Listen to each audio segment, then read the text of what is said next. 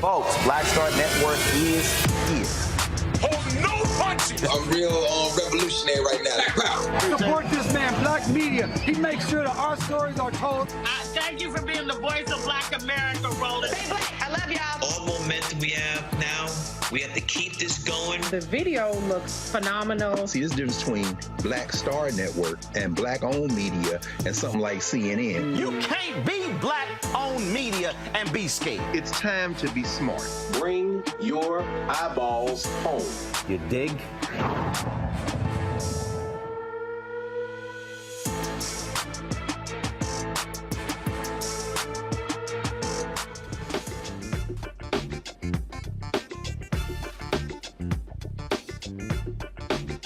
2023. I'm attorney Robert Patillo, sitting in for Roland Martin, who will be joining us throughout the show. He's at the White House Juneteenth celebration. Here's what's coming up on Roland Martin Unfiltered, streaming live on the Black Star Network. You know we got to lead off with this. It's a historic day as former President Donald John Trump has been arrested, processed, and made a plea of not guilty in the 37-count federal indictment related to the hoarding of top-secret government documents. We'll have the latest on what this means and how it could impact the political landscape. Also, Civil Rights Attorney Ben Crump will join us to discuss the largest settlement in U.S. history over police misconduct in the Randy Cox case out of New Haven, Connecticut.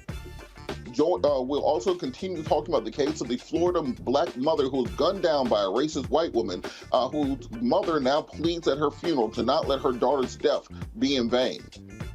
Also, we have a shocking move out of Illinois. The governor just signed a bill into law banning the banning of books. We've seen book bans around the country. Of course, Virginia with Glenn Youngkin. Ron DeSantis is the OG book banner. Texas is banning books. Well, Illinois and Governor J.B. Pritzker are working to ensure they cannot ban books in the state of Illinois. Also, in our marketplace segment, we are going to be highlighting the first minority-owned stock exchange, and we talk to the leaders of the Dream Exchange. It is time to bring the funk on Roland Martin Unfiltered, streaming live on the Black Star Network. He's got it. Whatever the miss, he's on it. Whatever it is, he's got the scoop, the fact, the find. And when it breaks, he's right on time and it's rolling. Best believe he's knowing. Putting it down from sports to news to politics. With entertainment just for kicks, he's rolling. It's on go, roll, y'all. It's Roland Martin, rolling with Roland now. He's funky, he's fresh, he's real, the best, you know he's Roland Martin now.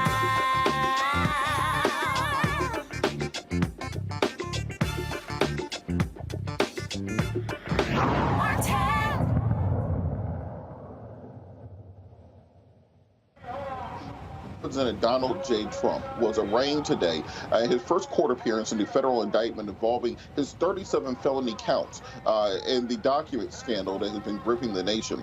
Former President Trump has been arrested and surrendered to federal authorities at the Wilkie D. Ferguson Jr. Courthouse. Since leaving the courthouse, President Trump has pled not guilty to charges involving misleading federal investigators, as well as mishandling some of the country's most sensitive documents.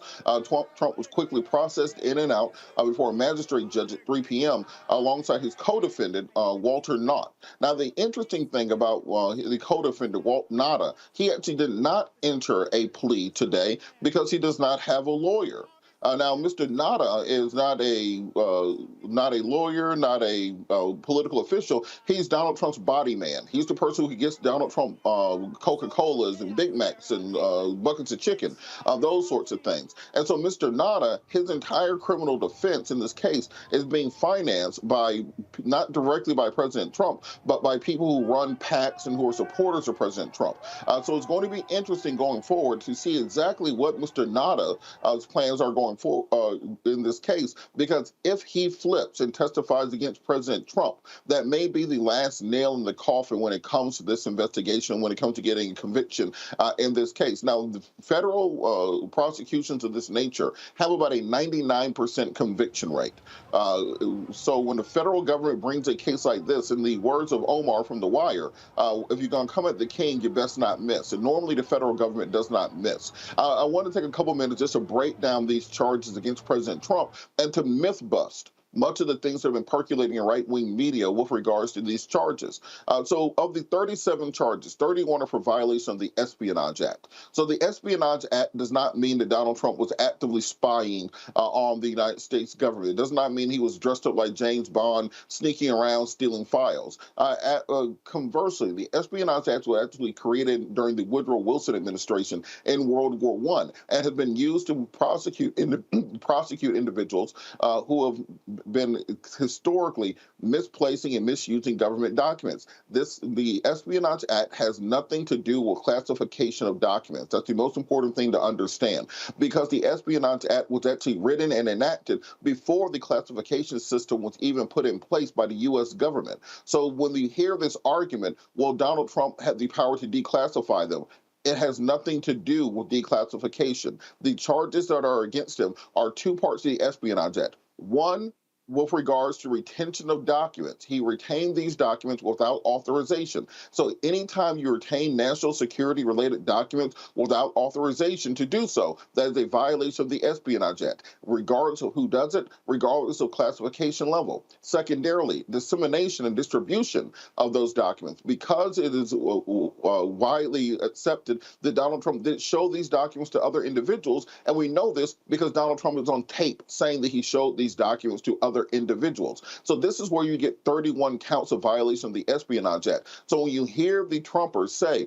well, he had the power to declassify them, the Espionage Act has nothing to do with classification. When you hear them say, well, he had the right to possess them, he did not have the right to possess them. When they say, well, the Presidential Records Act is at play here, the Presidential Records Act has nothing to do with this because these are not presidential records. These are records of the federal government. They have at no point in time were in the coverture or in the ownership of President Trump. They belong to our government, not to the individual being Donald Trump. The Presidential Record Act is something which allows presidents to maintain their own documents and their own records when they leave the White House. So if you have notes, if you have letters, if you have things about your deliberation process or things for your presidential library or biography, that is what the Presidential Record Act covers. It does not cover sensitive Pentagon documents.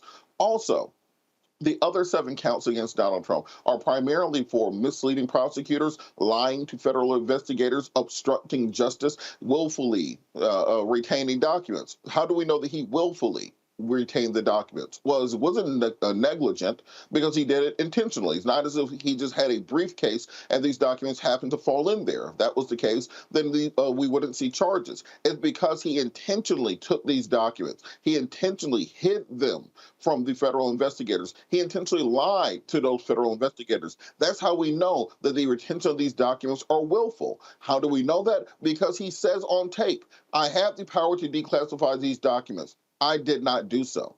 So the prosecutor, Jack Smith, in this case, has worked hard to paint a very clear and direct picture and using as the sources for his charges against Donald Trump, not witnesses, but Donald Trump himself. The majority of the quotes in this 37-page indictment or in this 37-count indictment are from Donald Trump and from Donald Trump's lawyers. There's even a quote in there where Donald Trump says, what if we just tell them that we don't have anything? That is called obstruction of justice. And so for the people saying, well, Donald Trump had the right to have these documents, obstruction of justice does not require an underlying crime to be proven. That is to say, you do not have to prove that Donald Trump violated the Espionage Act to also have obstruction of justice, even if you're completely innocent of the underlying crime because you obstructed federal investigators and prosecutors from being able to prosecute that crime. That is still obstruction of justice. So even if you take Donald Trump's word for what they are, if you take all of his defenses for what they are, if you believe him on face value, he has still committed multiple felony charges. All these charges, if run consecutively, will land Donald Trump in jail for over 400 years. But in reality, more than likely, Donald Trump, if convicted in this case, will be sentenced to about 5 years in federal prison and will serve about a year up to 18 months in custody in reality. So Donald Trump's best bet is, guess what? A plea deal. But if Donald Trump won't get a plea deal in this case because he continuously has attacked the prosecutor, has continuously attacked the judge, has continuously attacked the Department of Justice and Merrick Garland and Joe Biden and every part of the federal government that would be responsible for actually showing him leniency and mercy when it comes to this case. And then on this question of sentencing, Well, what the jury is going to look at when it comes to sentencing is whether or not this person was actually sorry for what they did. Did they actually learn a lesson? Are they actually not going to do this again if they are let go in this case? And what we're seeing is every single statement that Donald Trump makes from the time this indictment came down until the time that he goes to trial can and will be used against him in a court of law. So when you get to a sentencing place in this case, all the prosecution is going to have to do is play an hour of tape of just Donald Trump lying and lying and lying and tell the jury to give him the maximum prosecution that the law allows. And guess what? Interesting thing. The Republican candidates for president more than likely will not pardon Donald Trump. Only Vivek Ramaswamy has announced so far that he would pardon Donald Trump. Do you think Chris Christie is going to pardon Donald Trump? Do you think that Mike Pence is going to pardon Trump after Trump tried to assassinate him? Do you really think Ron DeSantis is going to pardon Trump after Trump ostensibly called him a pedophile? Donald Trump has dug his own hole, and it's going to be up to him to get out of it. And his attorneys need to tell him that this is the time to drop the game, to drop the hubris, and to actually come to a place of understanding the crimes you've committed and the danger ahead of you, and to beg for a plea deal. And the reason I think that this happened is the day after the indictments came down, 2 of Donald Trump's attorneys resigned, which lets you know that they told him what the case was. He refused to accept it.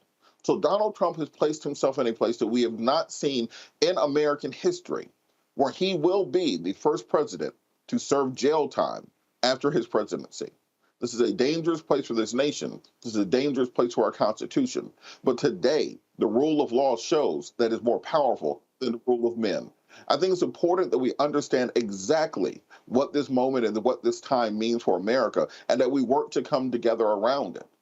Because at the end of the day, we have to know that regardless of your position in American society, regardless of your wealth, of your political connections, regardless of the number of people who support you, we have to be a nation where the rule of law is more powerful than the rule of men. And that means holding responsible even the former president of the United States of America. We're going to talk more about this later in the show. You're watching Roland Martin Unfiltered, streaming live on the Black Star Network. We'll be right back.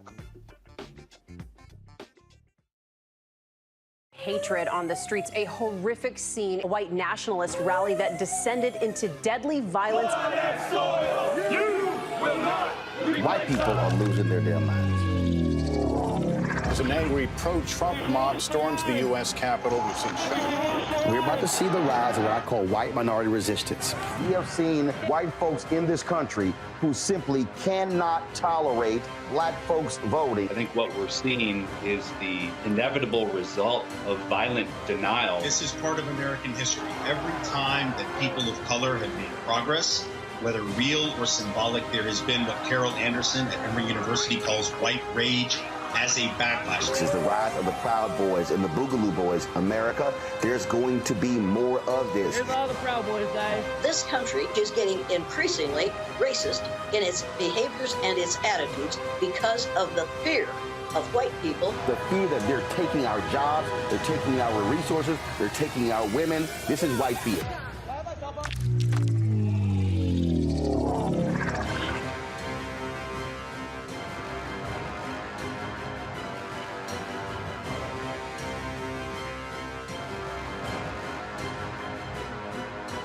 Black Star Network is here. Oh, no punch! I'm real revolutionary right now. Thank you for being the voice of Black America. All momentum we have now, we have to keep this going. The video looks phenomenal. See, this difference between Black Star Network and black-owned media and something like CNN. You can't be black-owned media and be scared. It's time to be smart. Bring your eyeballs home. You dig? My name is Lena Charles, and I'm from Opelousas, Louisiana. Yes, that is Zydeco capital of the world. My name is Margaret Chappelle. I'm from Dallas, Texas, representing the Urban Trivia Game. It's me, Sherry Shepherd, and you know what you watch. Roland Martin on Unfiltered.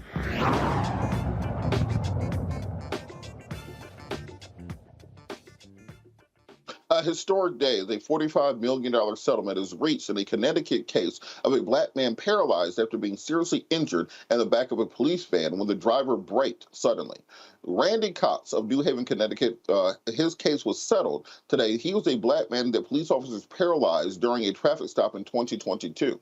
The New Haven Police Department officers Oscar Diaz, Betsy Seguin, Jocelyn Lavender, Ronald Presley, and Louis Rivera arrested Cox, who was severely injured when the driver abruptly stopped the van, causing Cox to fly headfirst into the wall of the van.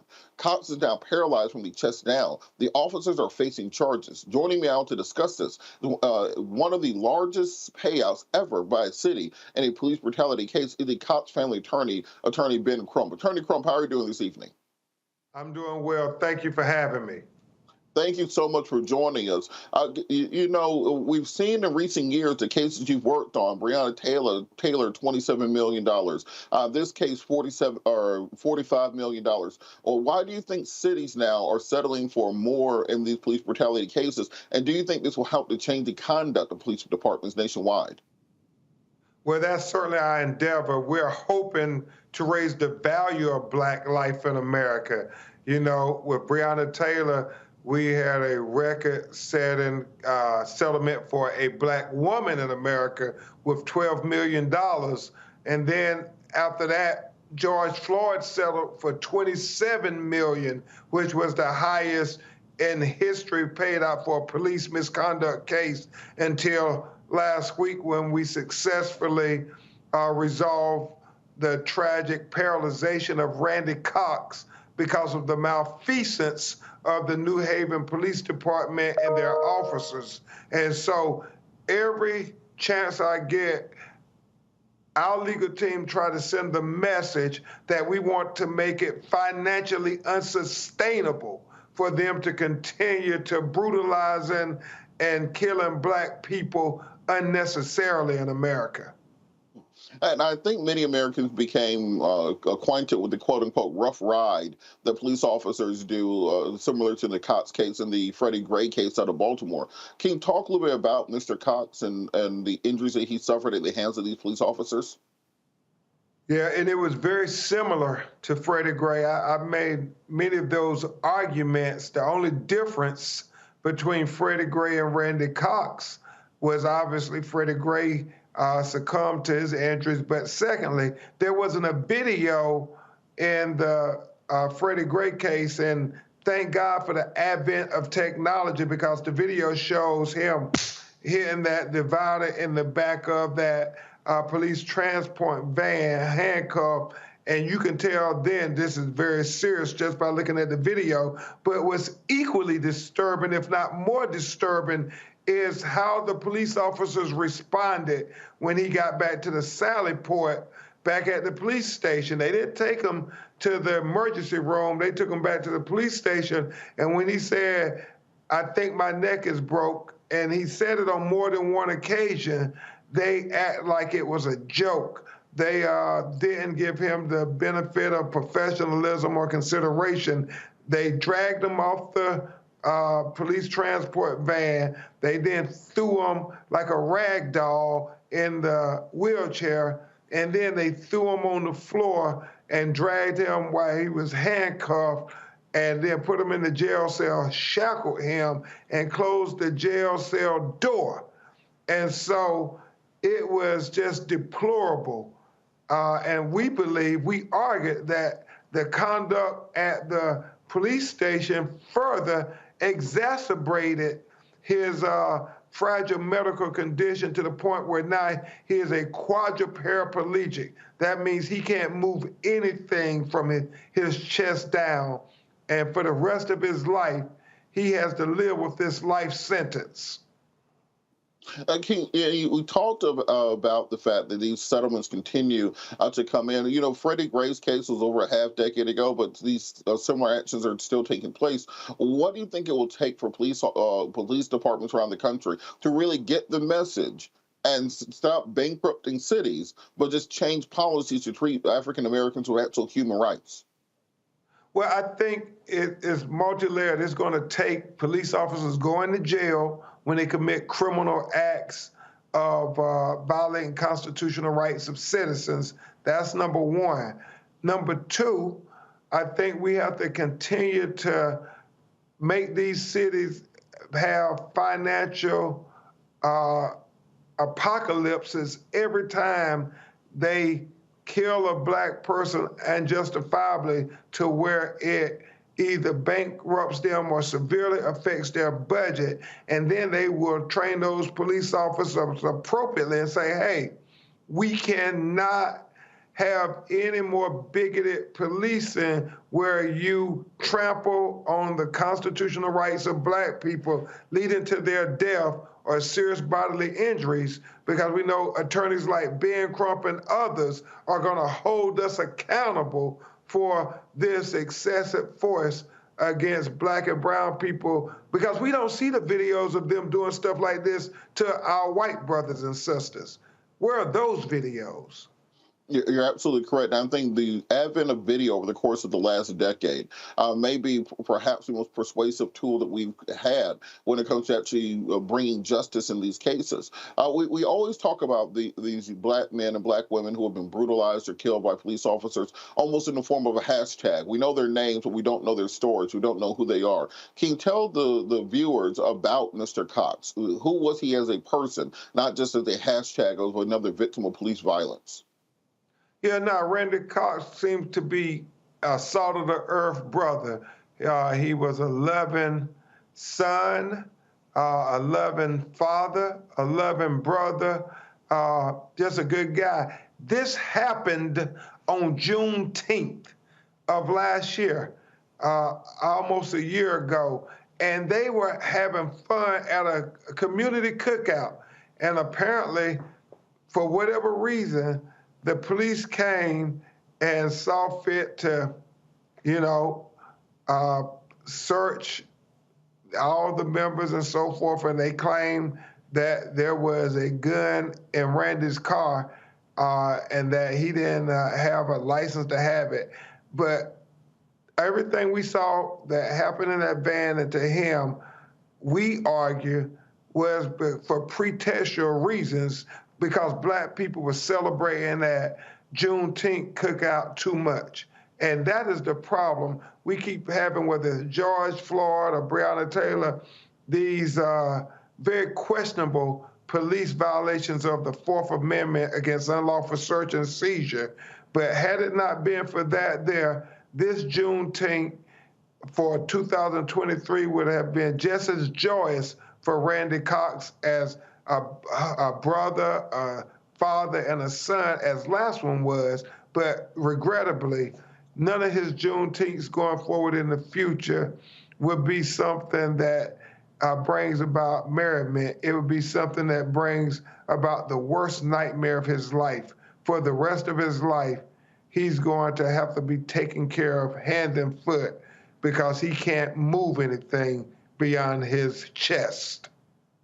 I want to turn to the topic of qualified immunity, because we hear these settlement amounts, and I think a lot of people don't understand that this money comes from the city generally, in the general fund of the city. So we're taking money away from other programs that the city could be financing in order to pay out settlements for the violence of police officers. When we don't have a mechanism in place to breach qualified immunity in most places, so the officers who committed the crime don't actually have to financially contribute to these settlements. Can you talk to the people about why it's important that we finally breach this qualified immunity barrier to get justice and to change the policies and change the actions of police officers individually?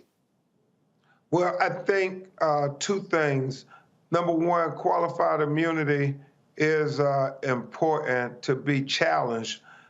However, in this instance, the individual officers would have not had nearly the amount of money to be able to give Randy Cox quality health care.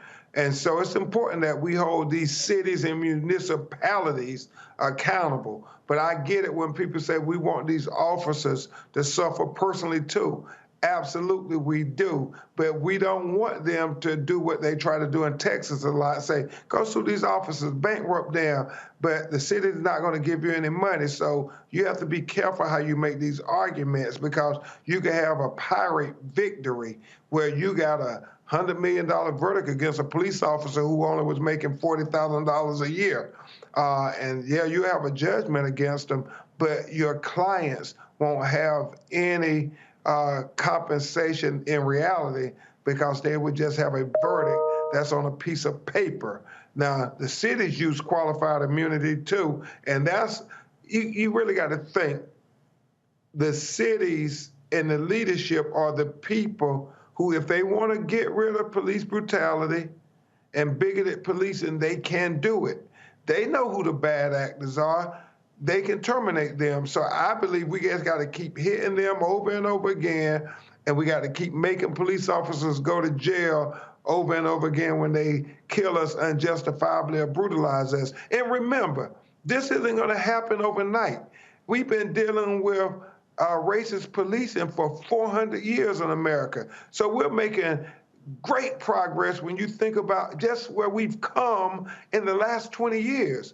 I mean, 20 years ago, if the police killed you unjustly, the most black people would get would be $100,000, $200,000. So we continue to raise the bar. And 20 years ago, no police officer would never go to jail, much less even be charged for killing black people in America. So I know we have a long way to go, but we have to understand we're making progress with each case, each conviction, each settlement. We just have to continue every case to try to get a little more justice to prevent them from having so many hashtags. Absolutely, and we all appreciate all the work that you do. You're the hardest working man in civil rights. I have a theory that there's at least 3 to 4 of you, and you just send clones out to different cities, because there's no way that you can be everywhere all at once, all the time. But we really appreciate all the work that you do in the community. Just before we go, for people who are saying, well, we need to have a legislative solution, what is state and local legislation that people can get behind to help stop police brutality? Yeah, Tesla Figueroa, our political consultant, talked to us a lot about that. It's real simple. We have to, on the state and the municipal levels, whether it's the George Floyd anti-chokehold laws, whether it's the Breonna Taylor anti-no-knock warrant laws, Andre Locke no-knock warrant laws, whether it's the Randy Cox duty to intervene law. All of these things, we talk about the United States Congress being bogged down in political gamesmanship, but it's much easier and much more impactful if you go to your city council and say, in your city, I want to know if chokeholds are illegal. I want to know if no-knock warrants are illegal.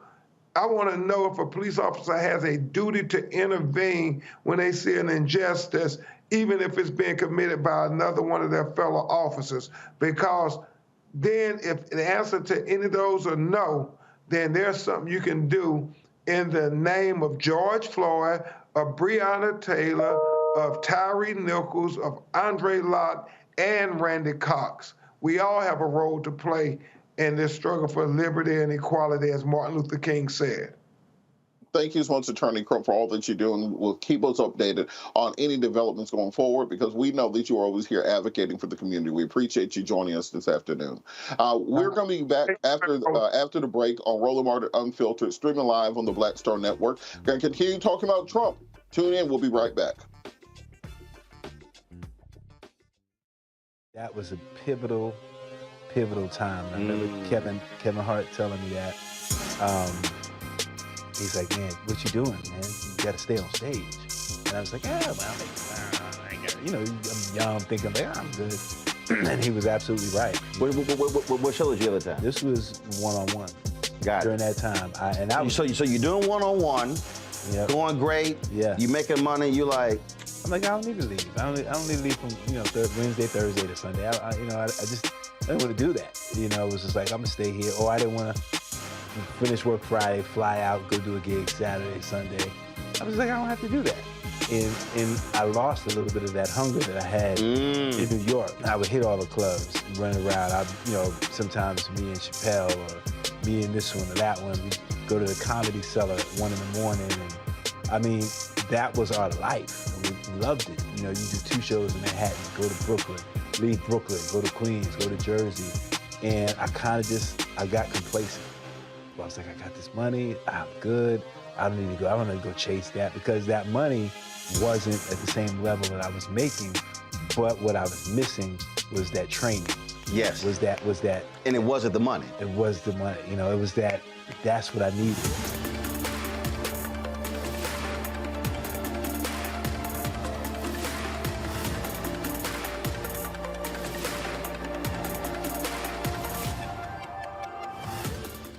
Next on The Frequency, right here on the Black Star Network, Shanita Hubbard. We're talking about the ride or die chick. We're breaking it down. The stereotype of the strong Black woman. Some of us are operating with it as if it's a badge of honor. Like, you even hear Black women like aspiring to be this ride or die chick, aspiring to be this strong Black woman trope at their own expense. Next on The Frequency, right here on the Black Star Network. What's up, everybody? It's your girl, Latasha from the A. And you're watching Roland Martin Unfiltered.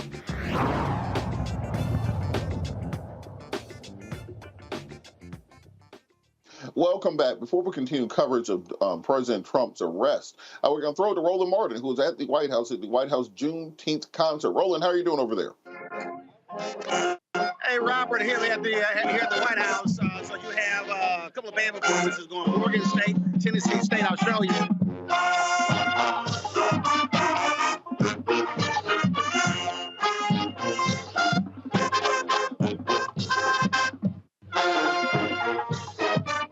So, Robert, you got a number of folks who are out here, a number of dignitaries out here.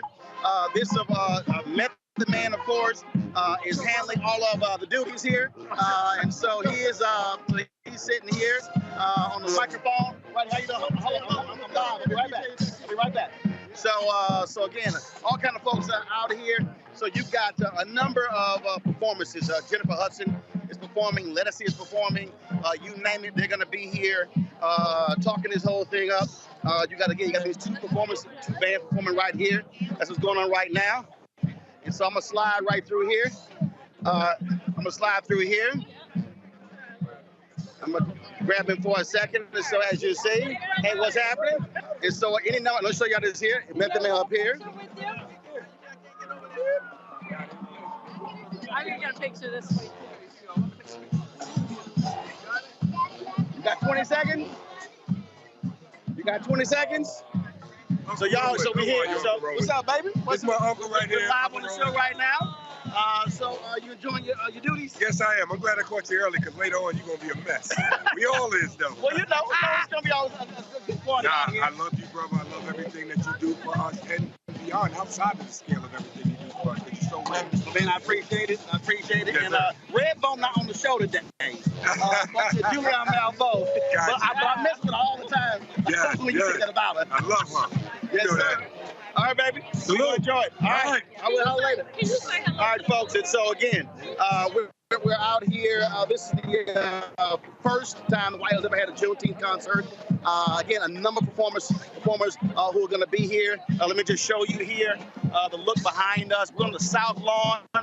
As you can see, the stage area is right back here as well. And so this is the pre-show. But the concert kicks off at 7 p.m. So looking forward to that. So I'm going to try to dip in a little bit later in the show. Now we got Ben Crump coming up next on the show as well. And so, again, there are a number of folks here, a lot of the cast of stars here, Lorenz Tate, Joseph Sikora, a number of people who are here as well. The National Endowment for the Arts, their HBCU initiative, they're sponsoring this. And so that's what makes all the interesting. I'm just going to walk through here, just give y'all a sense. Philip, what's up, baby? What's up, Monster? How you doing? All good. So a lot of our media folks. And so I'm going to go up here. Let's see who else I can grab, who's all here. So let's see. Hey, how y'all doing? Doing good. How are you doing? I'm all good, all good. Yeah, how you doing? Y'all good? You remember all good? Give me 1 second. I'm live right now. Give me 1 second. It's all good. All right, how y'all doing? How y'all doing? All good? All good. So I'm gonna go over and see if I can grab Michael Eric Dicey for a second. Excuse me 1 second. Excuse me 1 second. Hey. Excuse me 1 second. Hey, Michael. Roland. I'm over here live. Yeah, Michael Eric Dicey in here. So, Michael, your thoughts on this first ever Juneteenth concert, also Black Music Month here at the White House? Roland Martin is here. It's official. It's a Black event, and I'm glad to be here. Look, it's amazing. And it's a variety of music, everybody from Method Man to Audra McDonald to Lettucey.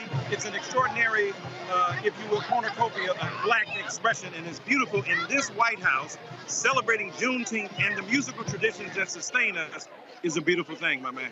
And of course, you got Tennessee State picked up 2 Grammys this year. Wait a minute. For the president. I'm the credit of the marching bands. Yeah, they're amazing. They're right in the city. You know, I'm at Vanderbilt right now, so I get a chance to sample their genius every now and again up close, my man. All right, I appreciate that. I'm about to read this last card because all right, I think folks, we're at our conclusion. again, I'm going to I hope everybody enjoyed that. Just want to give y'all a taste of what's happening here at the White House. Back to you, Robert. Everybody knows there's no party. Make sure you have a good time out there for us. I'm sure you'll have a full report on this tomorrow.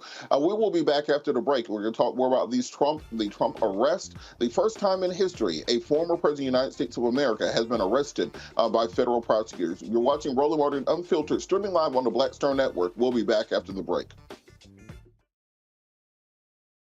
We talk about blackness and what happens in Black culture.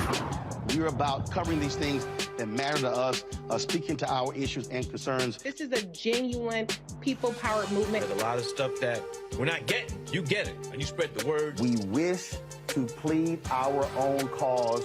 Too long have others spoken for us. We cannot tell our own story if we can't pay for it. This is about covering us. Invest in Black-owned media. Your dollars matter. We don't have to keep asking them to cover our stuff. So please support us in what we do, folks.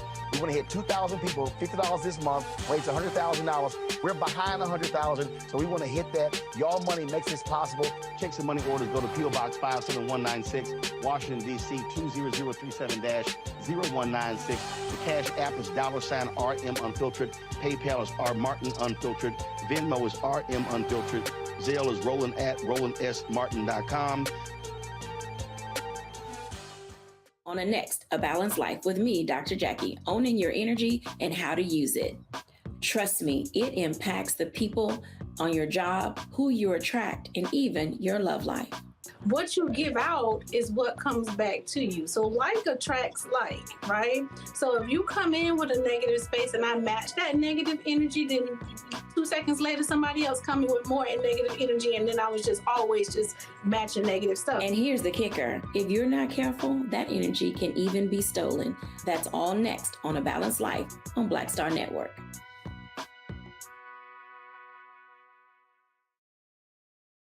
Hello, I'm Marissa Mitchell, a news anchor at Fox 5 DC. Hey, what's up? It's Tammy Roman, and you are watching Roland Martin Unfiltered.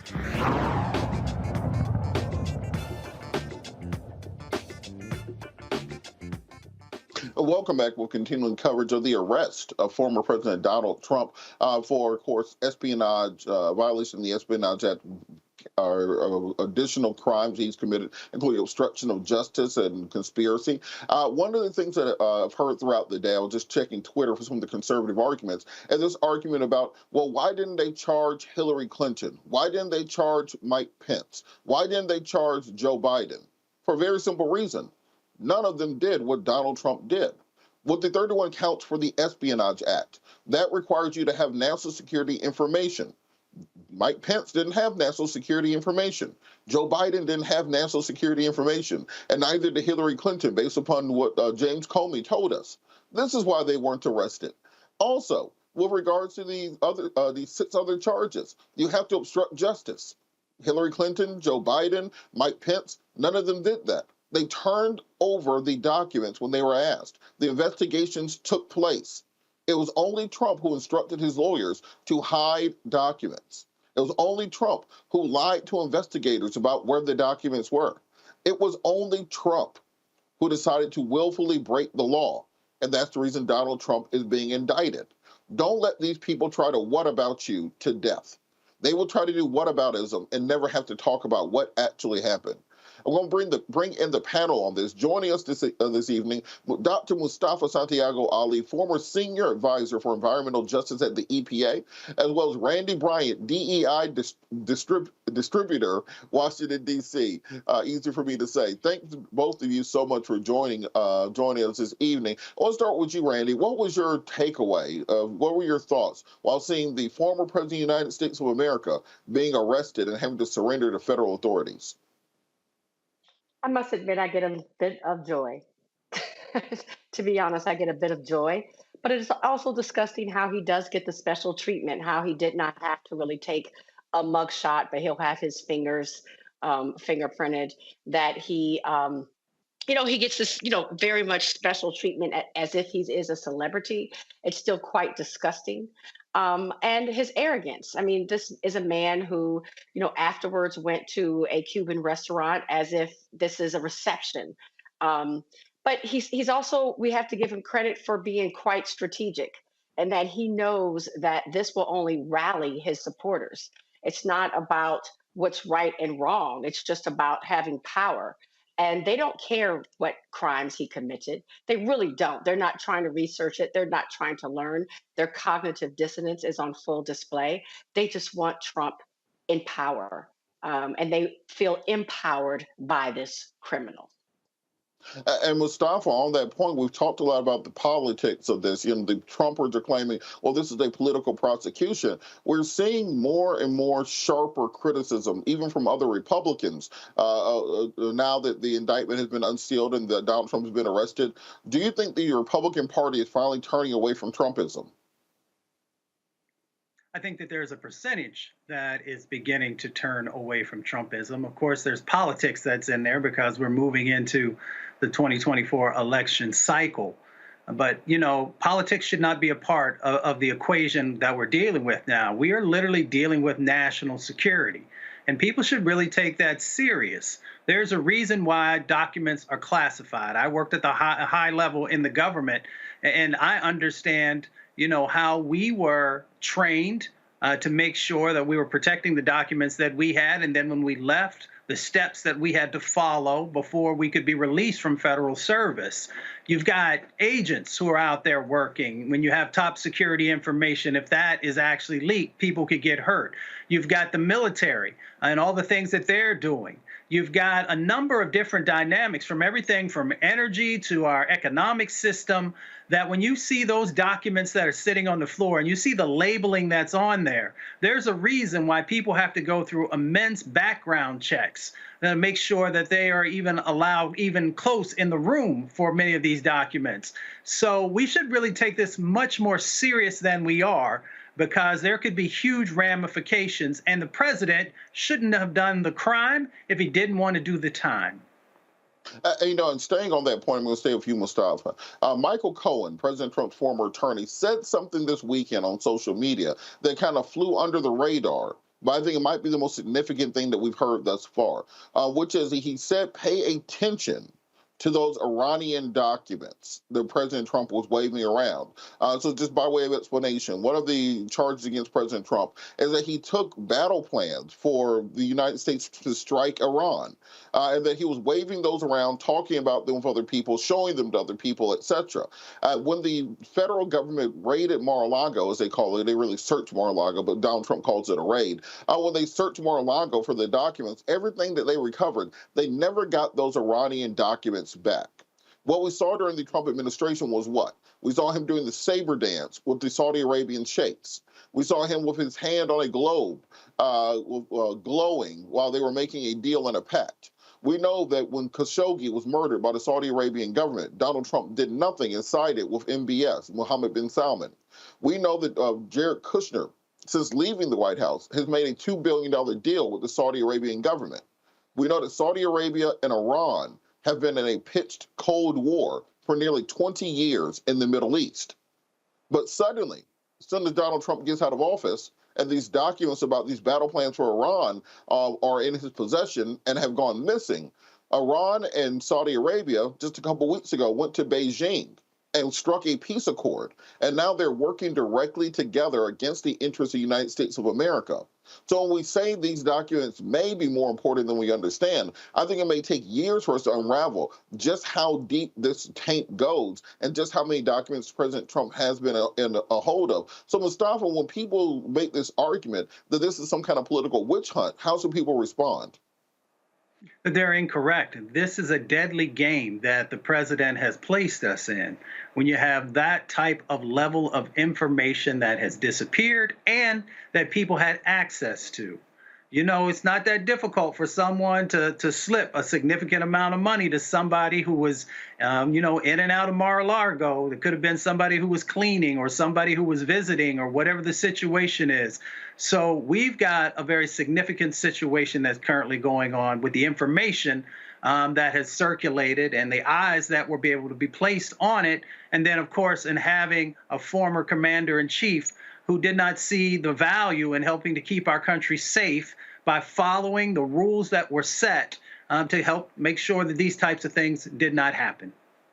And Randy, piggybacking off of that, when we talk about the political ramifications for this, since Republicans want to pretend this is some kind of radical partisan witch hunt, I would argue that President Trump getting indicted actually hurts President Biden, that it doesn't actually help President Biden get reelected at all, because this takes the attention off of President Biden's achievement and focuses the entire light of the world media back on President Trump. This election ends up being a referendum on Trumpism as opposed to a referendum on the Biden record. Do you think there's actually a political angle for this prosecution? I agree with you. No, I don't. I don't believe I agree with you in that this does take the focus off of Biden and places it right back on Trump. Trump, I was so relieved for a while because things were somewhat quiet. I mean, when Trump was in office and some time after that, every day he was still monopolizing the news, which is exhausting because it was always something that was, frankly, like what's going on right now, scary.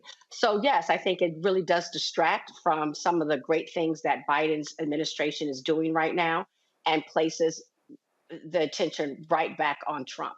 And because he's seen more as a hero for some people and not even as a person, it helps him quite a bit.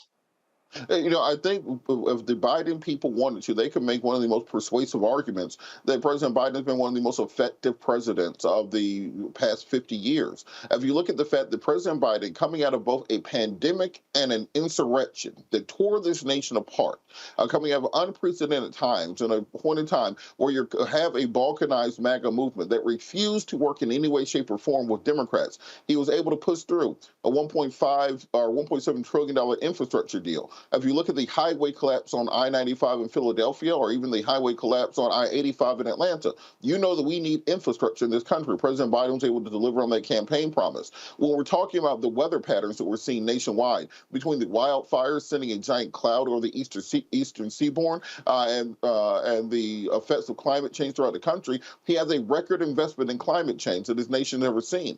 We were talking a lot about inflation last year. President Biden pushed through the Inflation Reduction Act, $1.5 trillion. Since then, we've seen 11 straight months of inflation decreasing. In June, or last month in May, we saw it in a jobs report. 3.4% unemployment, 350,000 new jobs created. We saw the passing of the omnibus spending bill, $3.5 trillion to keep the government up and running. The debt ceiling deal, suspending the debt ceiling through 2025, as well as taking the issue off the table and maintaining many of the gains that have been made. Mustafa, when Joe Biden can reel off a record like that, and the two leading Republican candidates, Donald Trump has been indicted twice in the last 2 months, and then Ron DeSantis went to war with Mickey Mouse, and he's losing the war to Mickey Mouse. How can Republicans make a credible claim to the White House and to make change in this country? Well, they really can't. They have no policies that have been beneficial to the country.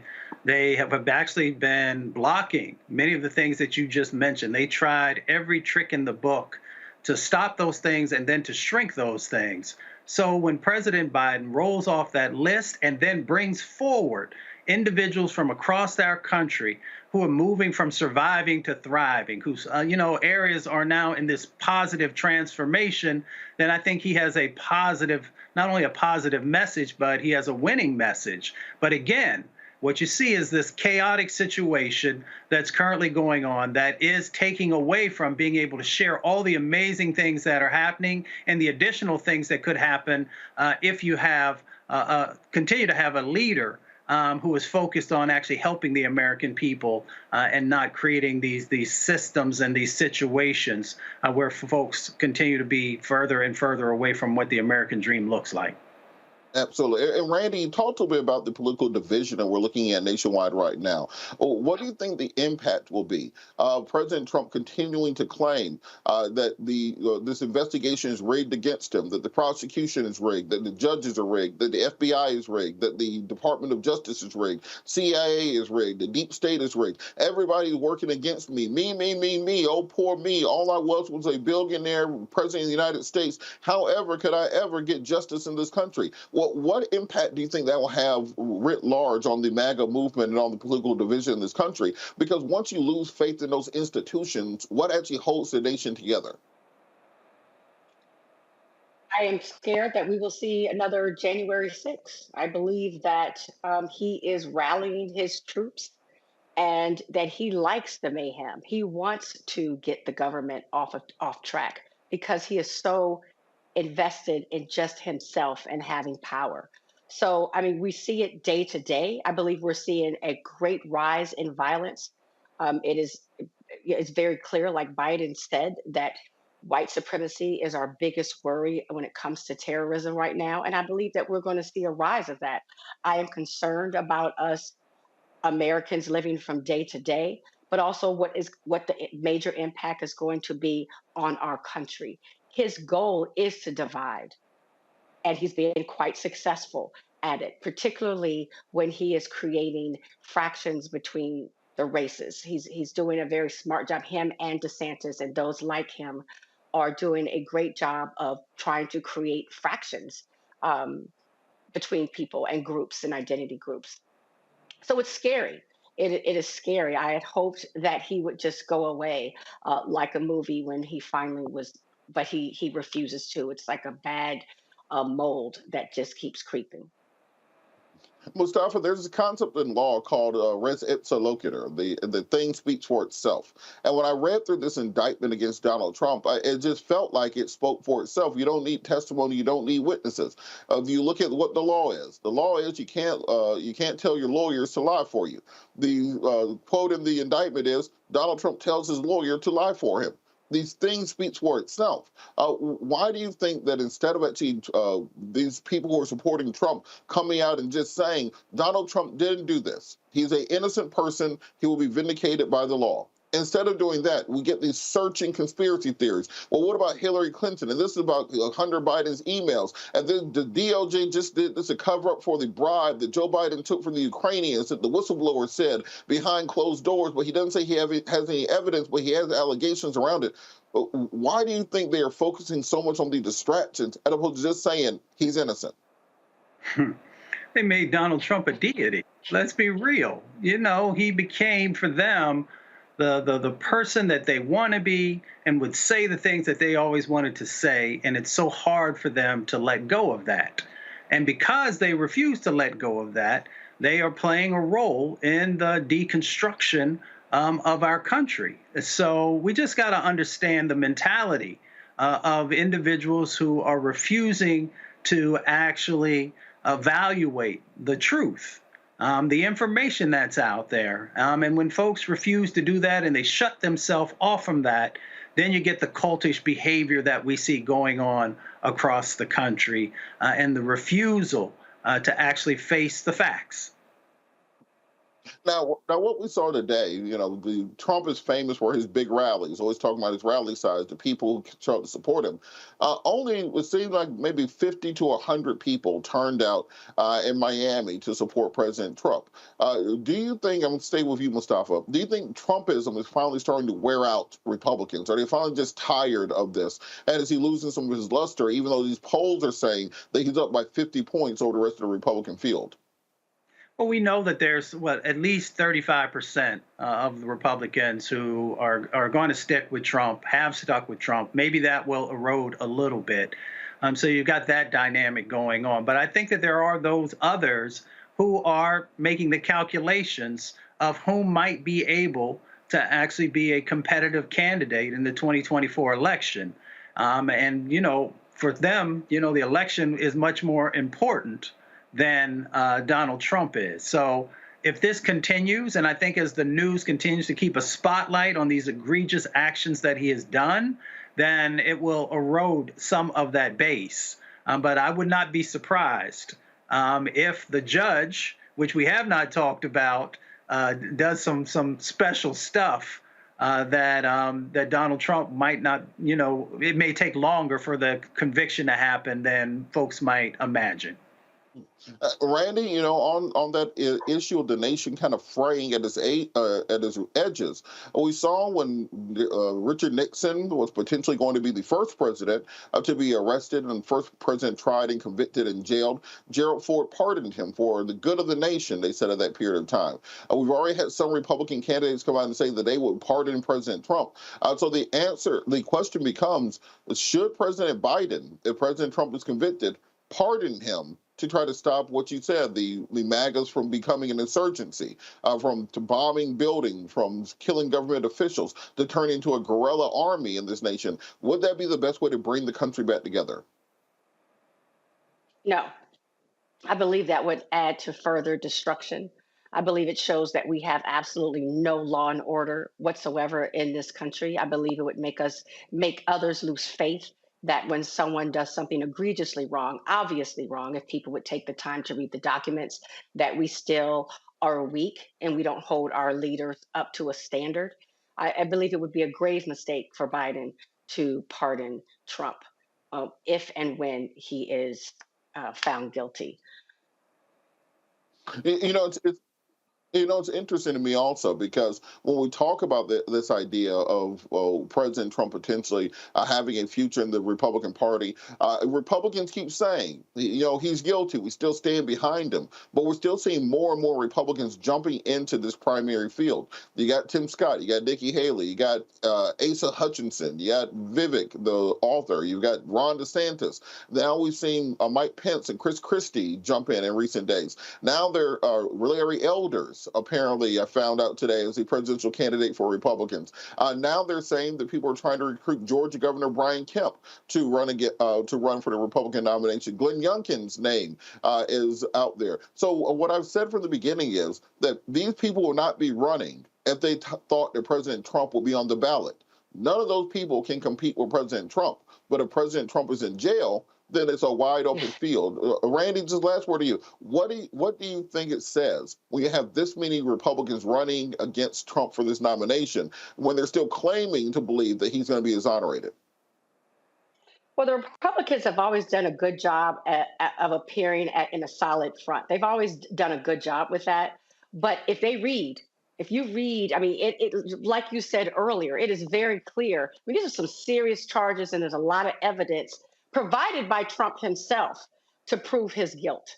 So if they read, as most of his supporters, I don't believe are, then they see the writing on the wall. And the judge who will probably most likely do some favors to delay this from proceeding in a smooth manner. But I believe ultimately Trump will be found guilty.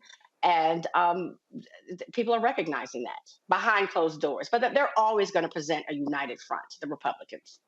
Oh, yeah, I always tell folks I can see better than I can hear. So if you're telling me that he's innocent, but I still see more people jumping in the race, that tells me you don't believe that he's actually innocent and you believe he will be in custody. And let's remember that even if Donald Trump is pardoned on the federal level, let's say Joe Biden just finds it in his heart of hearts to pardon Donald Trump, there's still a case in New York State.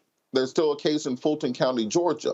And the New York State case, he would have to be pardoned by Kathy Hochul, a Democratic governor. And in Georgia, if convicted on those RICO charges, he would have to be pardoned by Brian Kemp, the same Brian Kemp that he ran a primary challenge against with David Perdue, the same Brian Kemp that he has been going at like a savage dog for the last 2.5 years.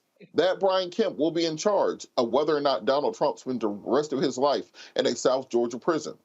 Gotta love politics. We're going to keep this conversation going on the other side of the break. You're watching Roland Martin Unfiltered, streaming live on the Black Star Network.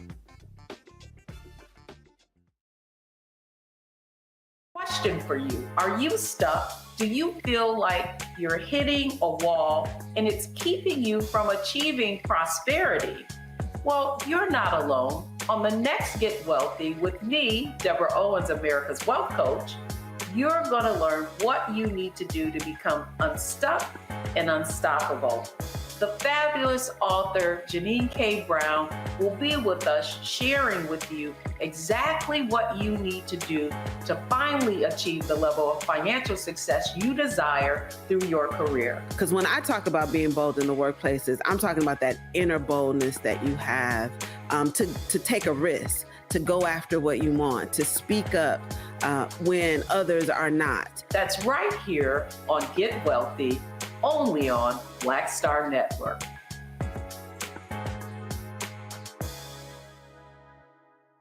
Next on the Black Table with me, Greg Carr. The Supreme Court is back in session. God help us all. It is no exaggeration to say that this current session could completely reshape this country and redirect our future for generations to come. And not in a good way. We invite Dr. Valeethia Watkins and Professor Angela Porter, our legal roundtable, back to the show to put it all in perspective. That's on the next Black Table. Please don't miss it. Right here on the Black Star Network. Hi, everybody. I'm Kim Coles. Hey, I'm Donnie Simpson. Yo, it's your man Dion Cole from Blackish, and you watch Roland Martin, Unfiltered.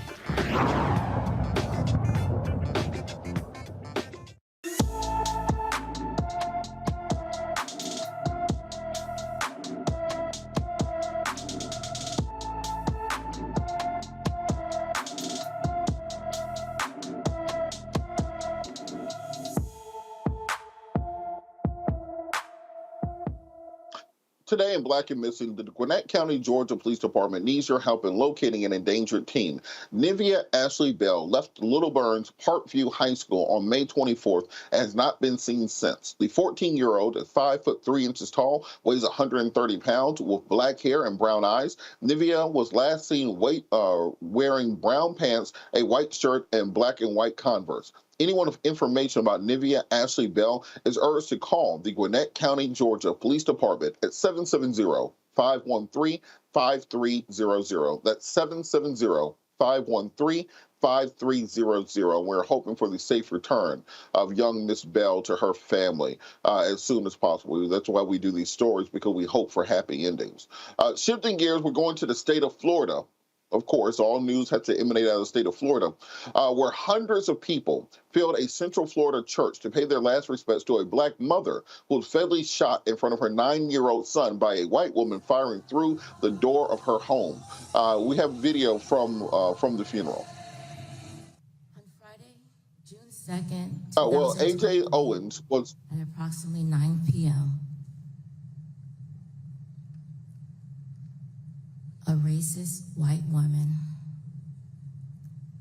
fatally murdered Ashika through a locked, closed metal door. Ashika posed no threat to her. She was standing there with her innocent, young 9-year-old son. She's been called home to eternal rest. Now, as I go to my seat and prepare to lay our daughter, our granddaughter, our sister, our aunt, our niece, our cousin, our friend to rest, my plea to everyone in this sanctuary and across the nation, please don't let our baby girl's death go in vain. A change must come. Amen.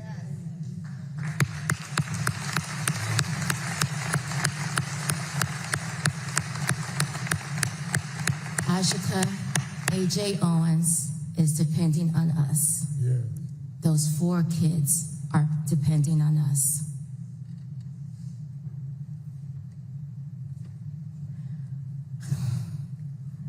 To my Bootsy, she'll always be Bootsy. I love you, I miss you, and I vow to keep your 4 beautiful children together as I promised you, as you so desired.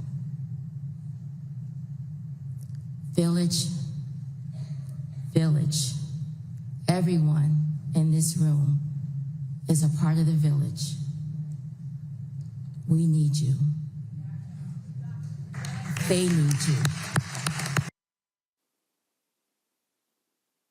That was A.J. Owens' mother, Pamela Diaz, who spoke about at her daughter's funeral today. A.J. Owens was remembered today for her deep faith and devotion to her children by civil rights leaders, local ministers, and family members who are demanding justice during their memorial service to the 35-year-old mother of 4. Susan Lurich is charged with the first-degree felony of manslaughter with a firearm, as well as culpable negligence, battery, and 2 counts of assault. And we're hoping for justice in that case. I want to bring our panel back in. Mustafa, in this case, I think that what we have not talked enough about is the weaponization of conservative media, creating this fear complex within white America. Roland's book, White Fear. We have to think about the McCloskeys, the couple who pulled the gun on black protesters. Think about Kyle Rittenhouse, the young white man who killed three people. The rhetoric around these violent mobs that they say are coming to storm your house, BLM and Antifa, etc. What role do you think conservative media has in whipping up these white people into being so afraid that we're seeing these driveway and these door shootings on the increase nationwide? Well, there's blood on their hands. And now they will try to say that all they're doing is educating folks based upon their worldview. But what they're really doing is creating a very dangerous situation inside of our country. We have seen, we know that we have close to 400 million guns in our country. We know that we've continued to see these hate crimes continue to grow. We've seen everything from the Boogaloo Boys to all these other nationalistic groups continue to move into spaces and do things. And now we are actually also bringing everyday people into this mix who are now also picking up guns, who are using language that you would hope that folks wouldn't use, and then, of course, taking people's lives. All that they have done is dehumanize black and brown folks to be able to justify the types of violence and life-taking that we see continually going on. And they do it by making people scared and nervous, and once again, creating these chaotic situations. And Robin, we've seen this. We've seen this every few weeks. It seems like, Randy, we see this every few weeks where there's another black person who's either knocking on a white person's door. Then we had the young man who knocked on the wrong person's door. They were shot. This mother knocking on a door was shot. How exactly do we move from this place where we have this weaponized part of America that believes that every time a black person comes to your door, that it's BLM rioters coming to carry you off? How can we get back to a place of this normal dialogue? I'm going to be really candid here. I don't believe that most of these people who are brutally murdering innocent folks for doing nothing but living are scared in that moment. I think they're using that as a defense, as an excuse.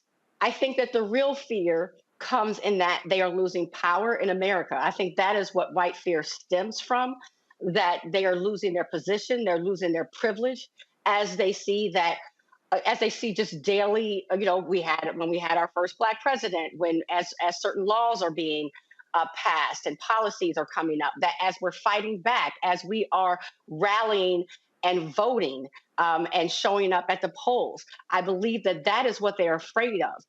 But in those moments when they are shooting people, I do not believe that they are, most of them, I mean, some sure, but are genuinely afraid in that moment. I believe it comes from a place of honest hate.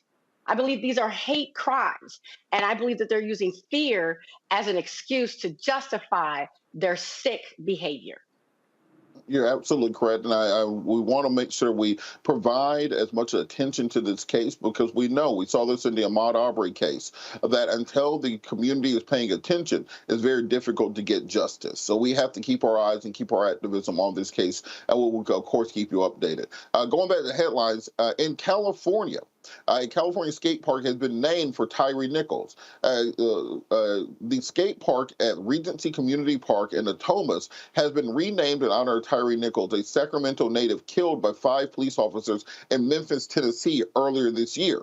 The avid skateboarder Nichols spent much of his youth at the skate park and learned how to skateboard there. The organization, the Skate Park Project, founded by legendary skater Tony Hawk, worked with the city officials to renovate the ramps and half-pipes ahead of the renaming, despite the city's unusual policy of not allowing dedications for someone who died less than a year ago. An exception was made for this project due to the connection to Mr. Nichols' legacy. And Mustafa, what does it say to you that we've gotten to this place of stratification in this country, where you can have states like California that can honor someone like Tyre Nichols. You can have liberal parts of the country where they'll name buildings and statues for George Floyd and for Breonna Taylor and for people who are victims of the racial crimes. But then in the other half of the country, in places like Tennessee, in places like Florida, the usual suspects, we still have laws and policies in place that still put Black and brown people in a position of being second-class citizens. Can a nation so divided survive? It makes it tough for it to survive. I think the question is, can it thrive? Because just being in a survival mentality is not enough. There is stress that's tied to that. There is violence that's tied to just being in a survival situation. I think the question becomes, if we're not willing to heal, if we're not willing to, one, deal with the injustices that have happened historically and yet still in this moment, and put the actions in place to change and evolve, then we'll always be in that survival situation or survival mentality. If we are willing to do the hard work, then we can move to a thriving type of a paradigm to operate from, which can actually help to heal and can help to uplift everyone. No one has to be left behind. That is a choice that we make in the ways that we invest or don't invest, in the laws that we see value in or don't see value in, and the people who we either see value in or don't. And if we change that paradigm, we can actually be moving in a very positive direction instead of getting stuck and then actually moving backwards. Absolutely. And Randy, real quick, do you think dedications like this and honorary things such as this will help to push the ball forward on criminal justice reform? In a small way. I believe that it reminds us. I mean, we can't bury it when there's something that's named, but we want policy change.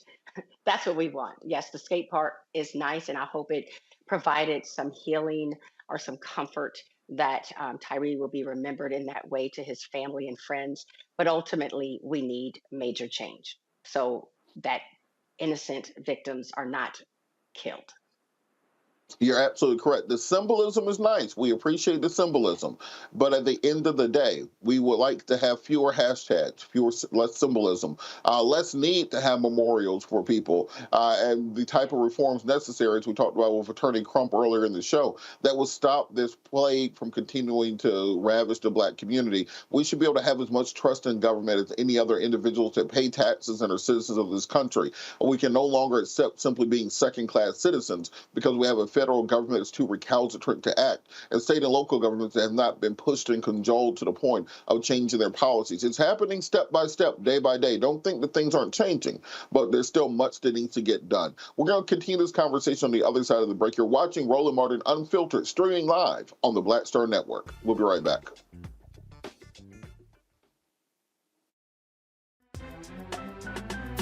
I'm Faraji Muhammad, live from LA. And this is The Culture. The Culture is a two-way conversation. You and me. We talk about the stories, politics, the good, the bad, and the downright ugly. So join our community every day at 3 p.m. Eastern and let your voice be heard. Hey, we're all in this together. So let's talk about it and see what kind of trouble we can get into. It's The Culture, weekdays at 3, only on the Black Star Network.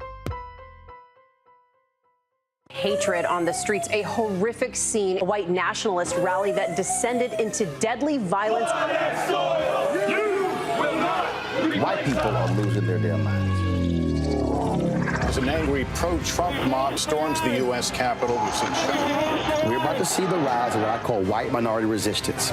We have seen white folks in this country who simply cannot tolerate black folks voting. I think what we're seeing is the inevitable result of violent denial. This is part of American history. Every time that people of color have made progress, whether real or symbolic, there has been what Carol Anderson at Emory University calls white rage as a backlash. This is the rise of the Proud Boys and the Boogaloo Boys. America, there's going to be more of this. Here's all the Proud Boys, guys. This country is getting increasingly racist in its behaviors and its attitudes because of the fear of white people. The fear that they're taking our jobs, they're taking our resources, they're taking our women. This is white fear.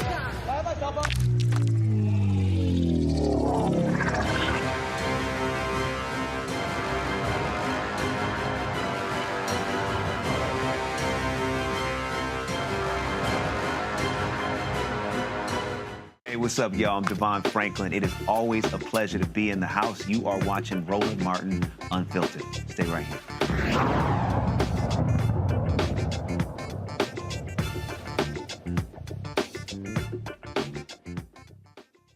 Welcome back. We're going to take you to the state of Illinois, where Illinois has become the first state in the nation to prevent and prohibit book bans. As it has been popularized by many conservative governors around the country, the new culture war issue is book banning.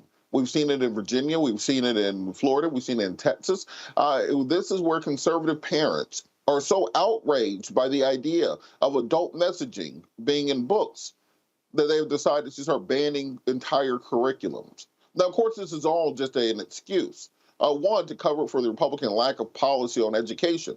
You can ask them. America has a school bus shortage and a school bus driver shortage. Around the country, we do not have enough buses or bus drivers to get kids to and from school. Do Republicans have a plan on that?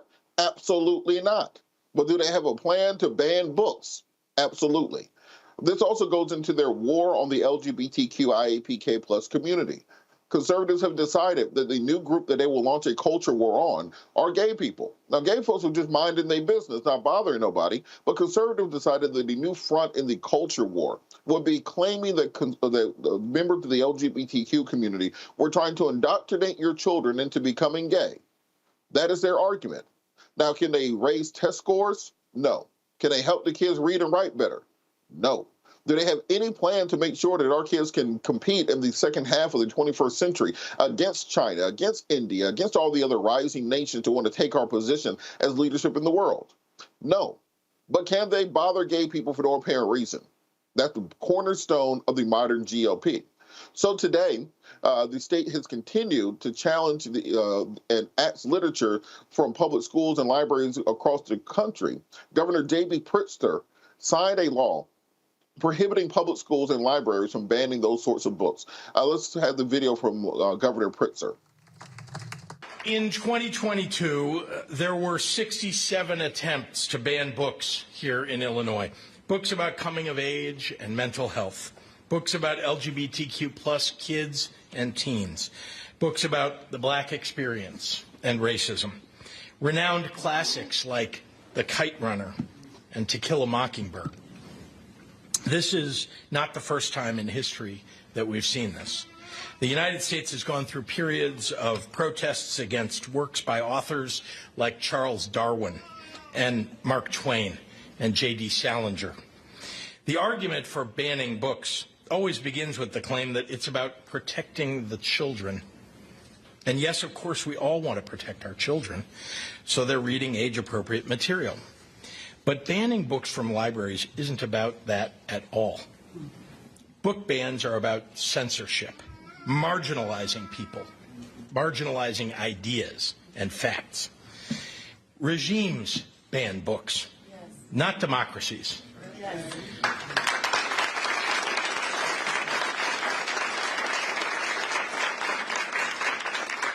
Nazi Germany, fascist Italy, the Taliban's Afghanistan. We refuse to let a vitriolic strain of white nationalism coursing through our country determine whose histories are told, not in Illinois. This is the land of Lincoln, the home state of the first black president. Illinois was the first state in the nation to ratify the 13th Amendment, abolishing slavery.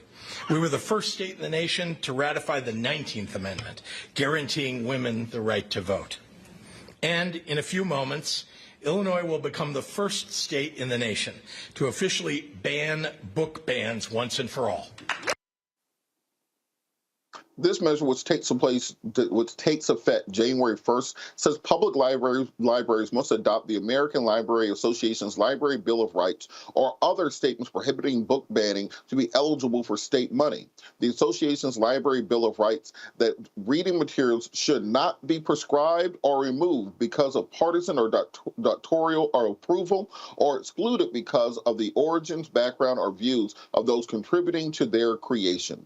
PEN America found book bans rose during the first half of 2022 to the 2023 school year. Almost a third of the bans were resulted in newly enacted state laws. Book bans are most prevalent in 5 states: Texas, Florida, Missouri, Utah, and of course South Carolina. And Randy, I want to go to you on this. What do you think of Governor Pritzker's example, and do you think it will be picked up by other progressive states? Bravo.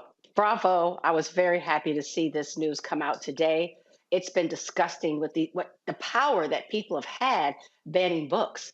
When Amanda Gorman's book was banned, I think it was in either South Carolina or Florida, it was one parent who complained. One parent complained and had this woman who has read the poem at the inauguration for President Biden wiped out. And so it shows the power that one very conservative person can have in these states. So something like this needed to be done. At some point, we need to stop the foolishness. So yes, I do believe, I do earnestly hope that other states will follow what Illinois has done, because we can't have it where we are indoctrinated with just one type of literature that people want us to read. It's very much like CRT. They want us not to understand the full history of America. They don't want other people's stories to get out there, other people's voices to be heard. They really just want the narrative that they want to be pushed forward. And that's control. That absolutely is not democracy. Absolutely. And Mustafa, we've seen that Ron DeSantis had a very interesting technique when it came to banning books in Florida.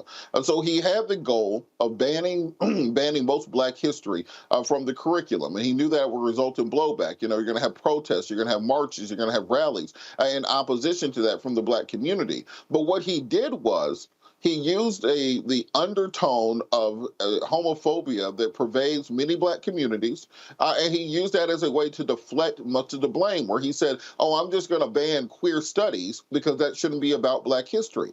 And I saw that ended up tamping down a lot of the potential protests against Ron DeSantis for the move that he made.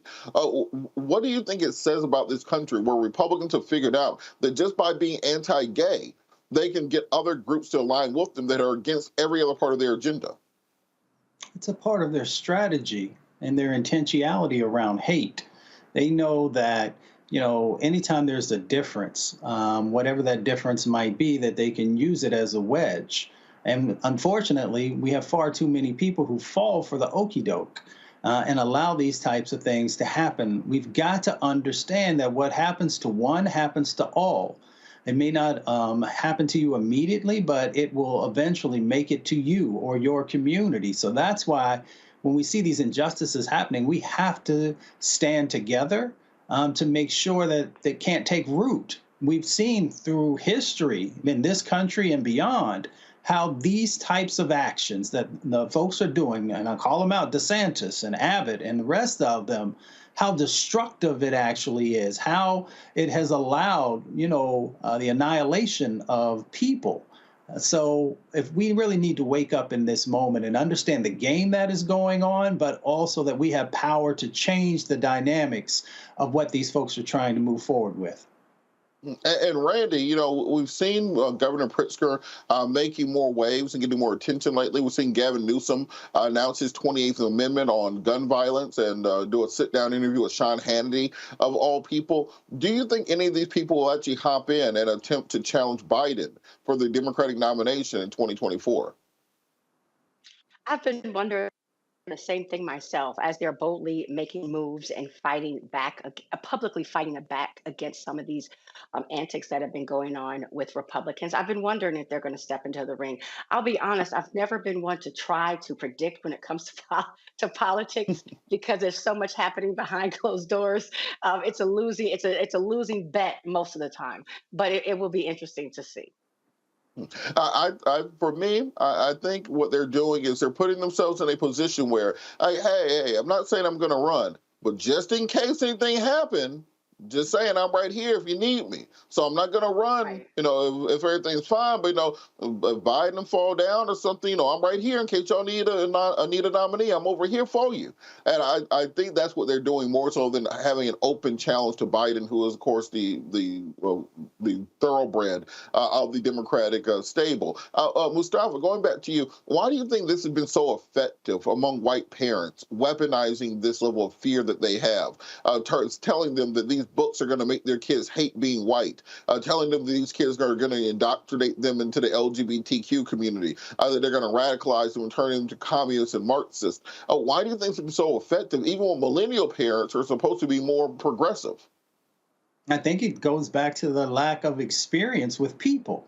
If you actually spend time with the various communities that are across our country and get to know folks, then you would know that this is nothing but foolishness. It is definitely a political strategy, but there's no reality in the situation. None of the studies show that because you read a book or because you hang out with somebody that is going to make you become a member of the LGBTQ plus community or any of the other communities that have been under attack. So one, we need to read more in this country. We need to be more educated, and we need to spend more time with all kinds of folks. And that will help to strengthen our humanity and also build our resolve against these types of actions that, you know, unfortunately, the Republican Party is the one who is really trying to dismantle and deconstruct and weaken our country. And Republicans are biting off or cutting off their nose to spite their face, because a recent study has shown that 1 out of every 4 high school students in this country identifies as being on some part of the spectrum in the LGBTQ community. So when you're making the entire backbone of the Republican Party in 2024 being anti-LGBTQ and banning books and changing state laws around that, well, guess what? In 4 years, those 14-year-olds are going to be 18, and they're going to be voting the 2028 election. In 8 years, those 12-year-olds and those 10-year-olds are going to be voting the 2032 election. So you may get a slight boost right now, but you're really cutting yourself off at the knees going forward, because those voters are going to remember the policies you put in place right now, and you can't stop the wave of time. You can't stop the wave of history. Things are progressing. America is becoming a blacker and a browner nation. We're becoming more diverse. Women have more power. More ethnic groups have a bigger slice of the pie. This idea that you're going to, quote unquote, make America great again, go back to a period of time when white people were at the top of the pecking order in America, is not happening. The birth rate ain't high enough. So either you get on board with the changes that are taking place, or you get left behind by history. We're going to keep this conversation going on the other side of the break. You're watching Roland Martin Unfiltered, streaming live on the Black Star Network. Network is here. Oh, no punch! I'm real revolutionary right now. Thank you for being the voice of Black America. All momentum we have now, we have to keep this going. The video looks phenomenal. See, this difference between Black Star Network and black-owned media and something like CNN. You can't be black-owned media and be scared. It's time to be smart. Bring your eyeballs home. You dig? That was a pivotal time. I remember Kevin Hart telling me that. He's like, man, what you doing, man? You got to stay on stage. And I was like, yeah, well, I'm young, thinking, I'm good. And he was absolutely right. What show did you have at that? This was one-on-one. during that time. So you're doing one-on-one, going great. Yeah. You making money. You like. I'm like, I don't need to leave. I don't need to leave from Wednesday, Thursday to Sunday. I didn't want to do that. It was just like I'm gonna stay here. Or I didn't want to finish work Friday, fly out, go do a gig Saturday, Sunday. I was like, I don't have to do that. And I lost a little bit of that hunger that I had in New York. I would hit all the clubs, run around. Sometimes me and Chappelle or me and this one or that one, we'd go to the Comedy Cellar at 1 in the morning. And that was our life. We loved it. You do 2 shows in Manhattan, go to Brooklyn, leave Brooklyn, go to Queens, go to Jersey. And I got complacent. I was like, I got this money, I'm good. I don't need to go chase that, because that money wasn't at the same level that I was making, but what I was missing was that training. Yes. Was that. And it wasn't the money. It was the money. It was that's what I needed.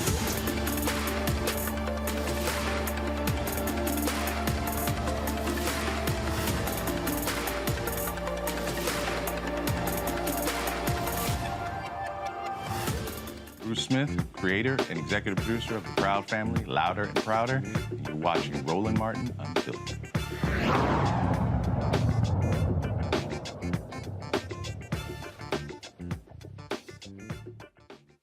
Hey folks, Roland Martin here live at the White House for the Juneteenth concerts, Black History Month.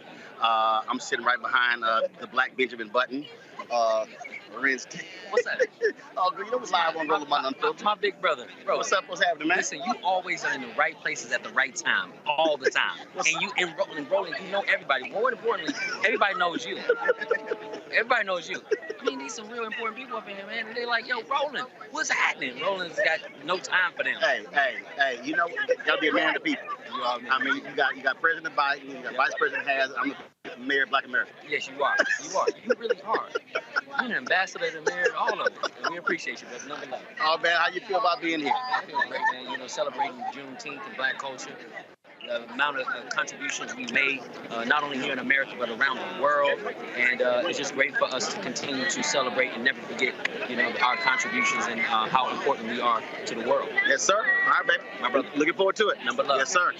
All right, folks, I'm just getting here. So it's about to start. I just want to show y'all here. So this is the stage here. You see the staging that's right here. Where the concert is going to be taking place as well. You got all the folks who are back over here. And so we got folks on the other side over here as well. The second gentleman just walked in. Of course, you got Lieutenant Governor of Michigan, who's right here as well. The Attorney General of Illinois, the Attorney General of Nevada, Kwame Roll of Illinois, Aaron Ford of Nevada. We were the Texas A&M together here at Capitol. But again, you got a lot of folks. I'll point out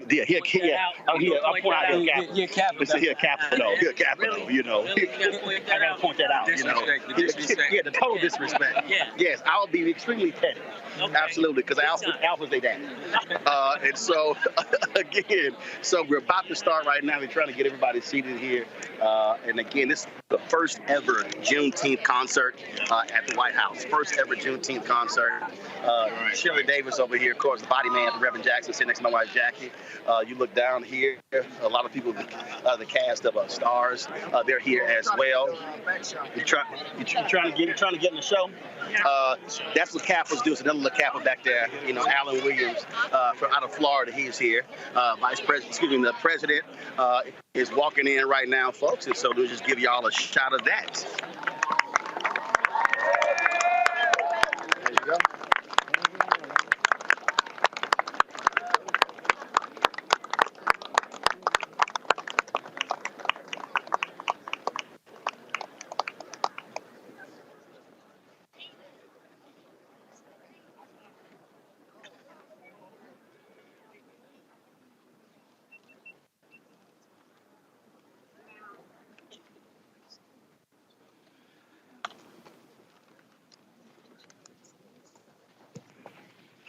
So we're going to, so obviously the president walks in, it's time to start the show.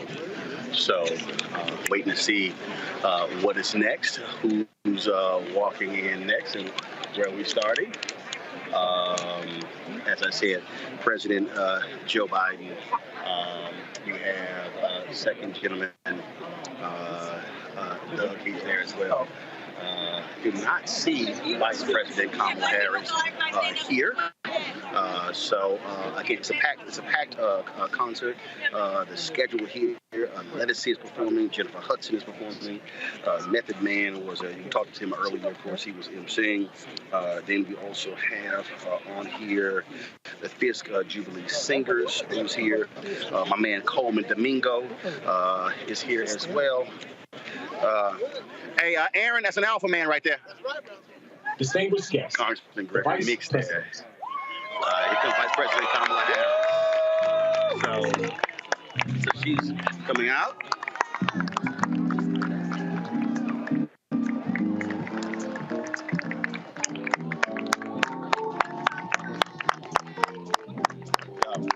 Malcolm Kenyatta, Pennsylvania, right here.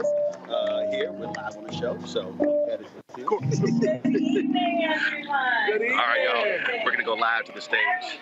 So I'm gonna toss it back to y'all. So this here, take the live feed of the Vice President. All right, I'll see y'all later. All right, Roland Martin, live at the White House. Hey, fine. Please have a seat. Please have a seat.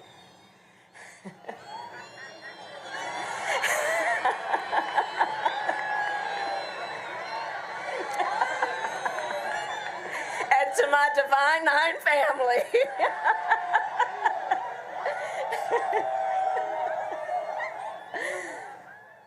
Good evening, everyone. So tonight, with joy, we gather with friends and generations of family members. We gather here at the White House, steps from where the Emancipation Proclamation was signed, to celebrate America's newest national holiday.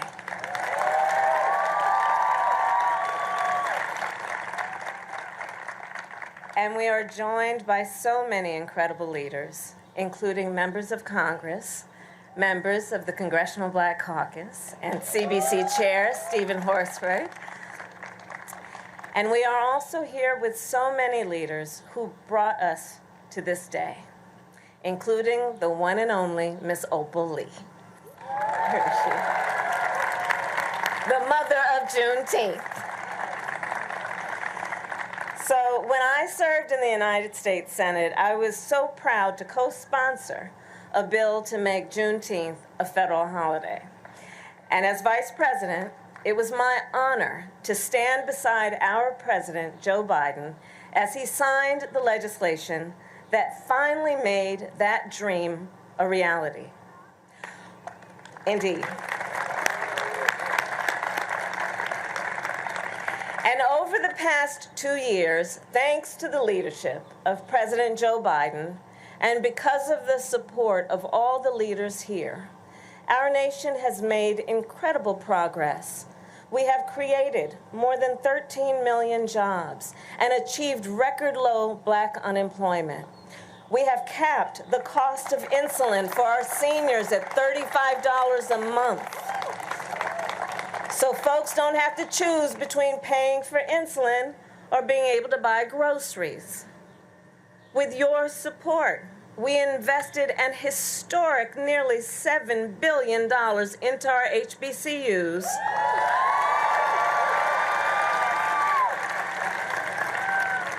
In acknowledgement of the fact that they are centers of academic excellence. And to make sure our young leaders can succeed after they graduate, we will continue to fight for student debt relief.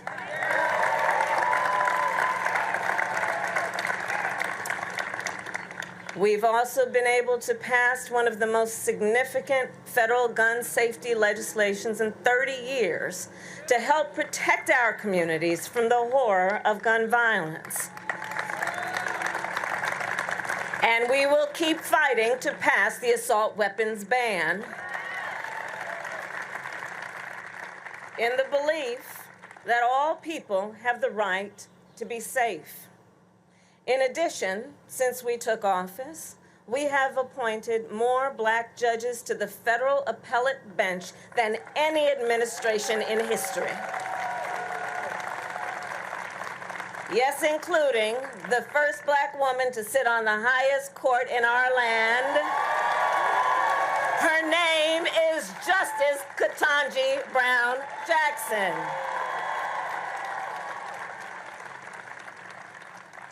So thank you all, everyone here, for your support, and thank you for joining us tonight. This Monday, this upcoming Monday, Americans from all walks of life will again come together to celebrate Juneteenth, to honor Black excellence, culture, and community, to remember the full history of our nation, and to celebrate one of our nation's founding principles, the principle of freedom.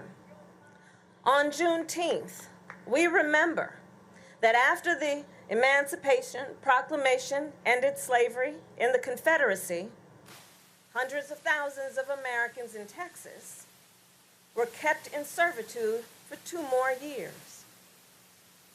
Then, on June 19th, 1865, Union troops arrived in Galveston to enforce emancipation, and the enslaved people of Texas claimed the freedom that was theirs by birth and by right.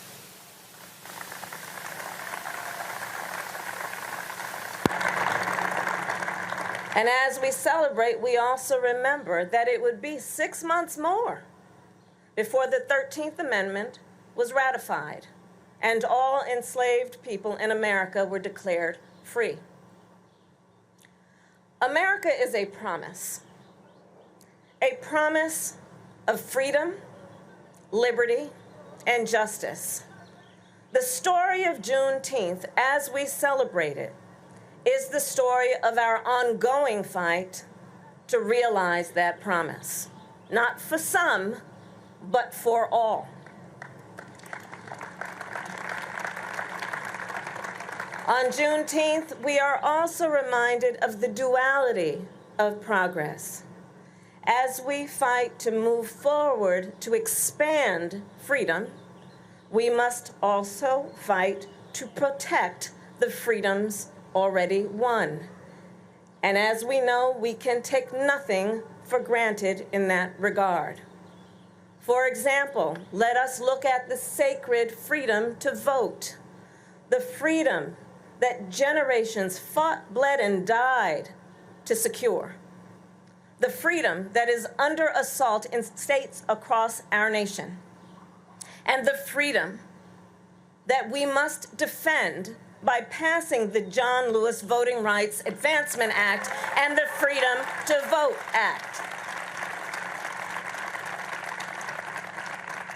At the same time, we continue to fight to restore the freedom and the right of every woman in every state to make decisions about her own body. And we fight to make sure that all Americans have the freedom to learn our country's history in full,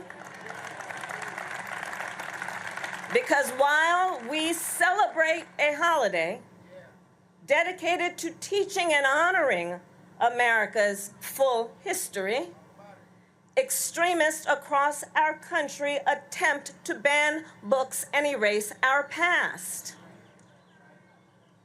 And on this point, let us be very clear.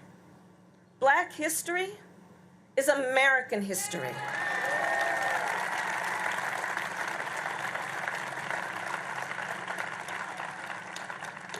So in conclusion, as we gather tonight, let us remember the words of the great Coretta Scott King. She said, "The fight for civil rights must be fought and won with each generation." She reminds us that our freedoms will not be permanent unless we, in each generation, are vigilant to protect them. So let us stand together as Americans to teach and honor our history, to protect our liberty, and to continue the fight for freedom. And with that, I have now the honor, I don't know if she knows, but I have asked Ms. Opal Lee to join me on this stage so we can thank her with applause. There she is. Can we please stand and applaud Ms. Opal Lee?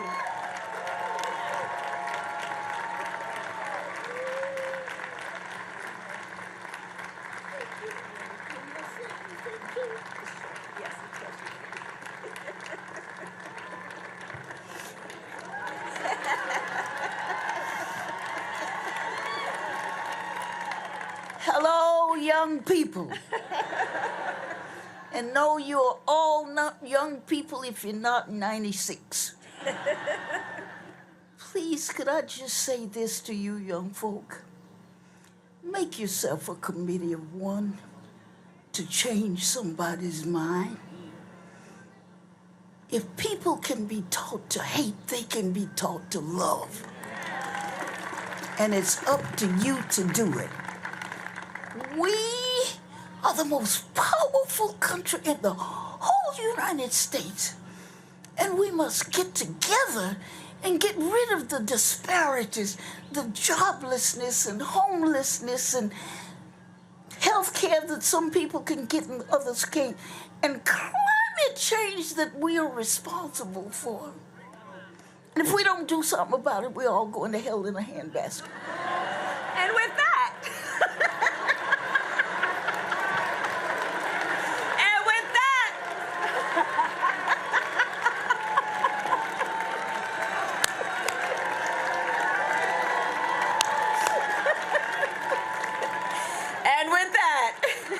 I thank you, Ms. Opal Lee, for your years of advocacy, leadership, and truth-telling. Happy Juneteenth to everyone. May God bless you, and may God bless the United States of America.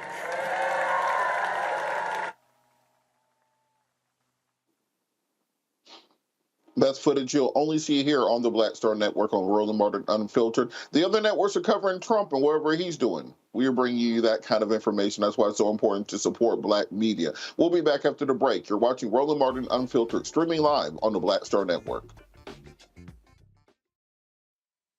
Coming up next on The Frequency, right here on the Black Star Network, Shanita Hubbard. We're talking about the ride or die chick. We're breaking it down. The stereotype of the strong Black woman. Some of us are operating with it as if it's a badge of honor. Like you even hear Black women like aspiring to be this ride or die chick, aspiring to be this strong Black woman trope at their own expense. Next on The Frequency, right here on the Black Star Network.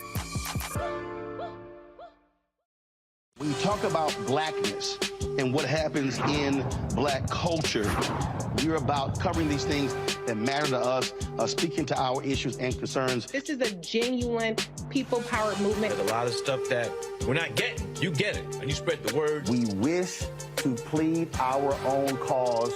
Too long have others spoken for us. We cannot tell our own story if we can't pay for it. This is about covering us. Invest in Black-owned media. Your dollars matter. We don't have to keep asking them to cover our stuff. So please support us in what we do, folks. We want to hit 2,000 people, $50 this month, raise $100,000. We're behind 100,000, so we want to hit that. Y'all money makes this possible. Check some money orders. Go to P.O. Box 57196, Washington, D.C. 20037-0196. The Cash App is $RM Unfiltered. PayPal is R Martin Unfiltered. Venmo is RM Unfiltered. Zelle is Roland at RolandSMartin.com. I am Tommy Davidson. I play Oscar on Proud Family, Louder and Prouder. Right now, I'm rolling with Roland Martin, unfiltered, uncut, unplugged, and undamn believable. You hear me?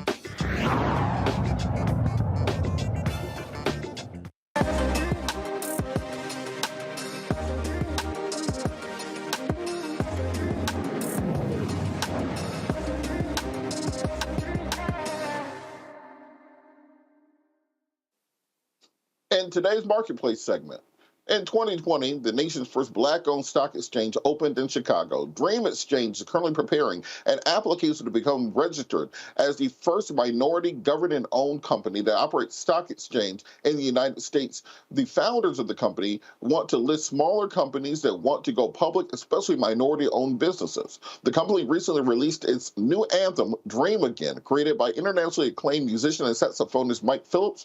The anthem captures the spirit of the Dream Exchange's goal to serve people better using financial systems power to expand access to a purpose-driven capital market that instills trust, humanity, and fairness into finance. Dream Exchange founder and CEO Joe Sakella and director Dwayne Skiles joins us now. Men, how are you doing this evening? Doing well, thanks. How are you? Great. Thank you for having us. Thank both of you for joining us. I'm excited about this. So, Joe, can you tell us what is Dream Exchange and why is it essential as part of this conversation about civil rights? So, Dream Exchange is on its way, hopefully by the end of this year, to being a licensed stock exchange, a registered exchange, just like New York Stock Exchange, the NASDAQ. One of the 7 that exist now will be the 8th. So, in direct competition. Why is it important to civil rights? Well, we've made progress for the last 60 years, but there's one final element that Dwayne and I are really focused on, and that's prosperity. We need to bring the prosperity that was part of Dr. King's vision for America, and really by creating the first Black-owned and controlled stock exchange in the history of the country, we believe we're going to open the capital market system to people who've never had access to it before. And that really is the final, as Dr. King said, we're coming to cash the check. So it's a perfect way to build prosperity in our communities, which is going to really lift the community and get the prosperity that we need in the underserved marketplace. Absolutely, and just for people who don't know, most people understand kind of the idea and concept of a stock exchange. But what does a stock exchange do, and what will the Dream Exchange allow Black businesses to do? So stock exchanges really do 2 things. The first one that everybody's familiar with, the IPOs, they form capital for companies where people can go and get all the money that they need to expand their business. We're definitely interested in doing that for very large companies, but we've designed a way to do it for the very, very, very small companies. And specifically, we're targeting through Black legacy organizations in our nation, how to reach a marketplace where small business owners can come and the American investing public can invest in them through our exchange. The other thing the stock exchange does is it governs, it's the seat at the table governing how about $30 trillion of investment dollars are spent in America. So we will, for the first time ever, be a seat at the table amongst the other stock exchanges to help decide the rules, determine the way that the stock market actually works, that's more fair, open, transparent, and has a tremendous amount of humanity in it that is for everyone. Where our slogan is, we put the all in Wall Street.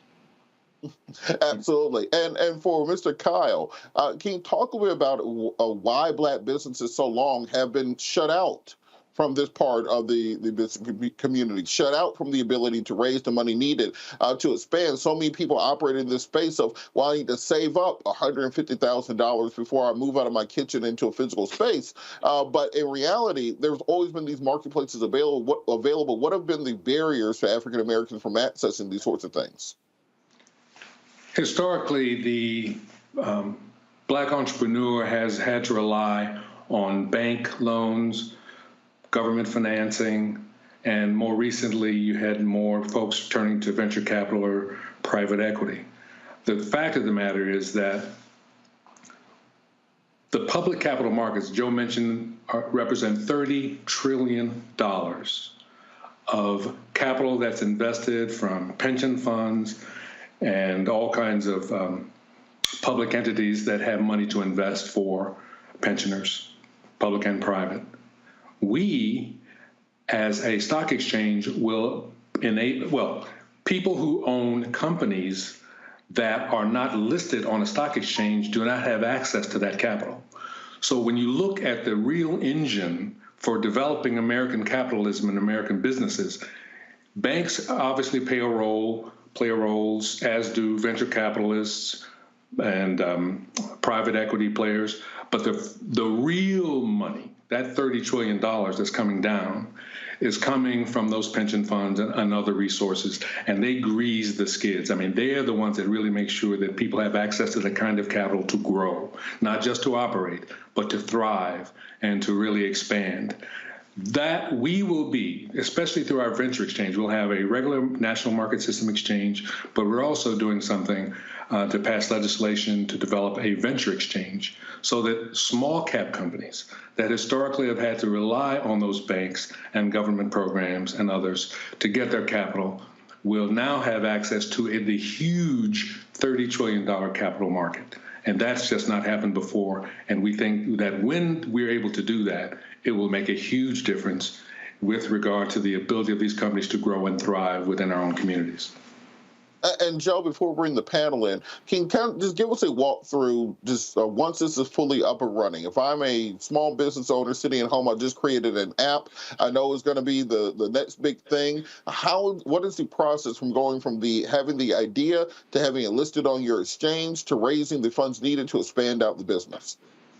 So we're in a 4-phase development process. The first phase, which we're in right now, is actually creating a fully compliant electronic stock exchange co-located with all the other stock exchanges in data centers in New Jersey. It's a very big feat. It's taken 2 years of technology development to get us to where we are today, and we have that done. Then we become registered to be in the marketplace as an exchange. As soon as that occurs, which will be early next year, large capital companies, companies that are looking for a lot more than the little guys that Dwayne just mentioned, that we'll begin that process early next year. During this time, we're going to be educating the marketplace. We're going to be going out, and the answer to your question is, we want the business owners to come to us so they can actually be trained to use the tools we're creating. Literally from if you have a concept and you're not there yet, so maybe you're not ready for stock exchange marketplace.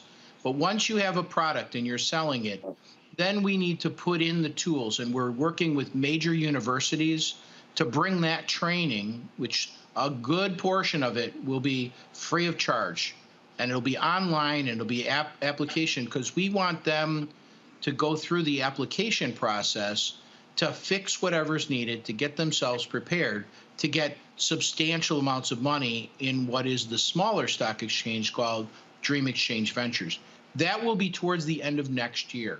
But that doesn't mean it's hopeless. Right now, the development process is we're going to be launching educational programs. In fact, there's a webinar next week, the 22nd of June, I think it is. If you go to our website, you'll see our educational webinars so we can begin the process of getting everyone ready to use the tools.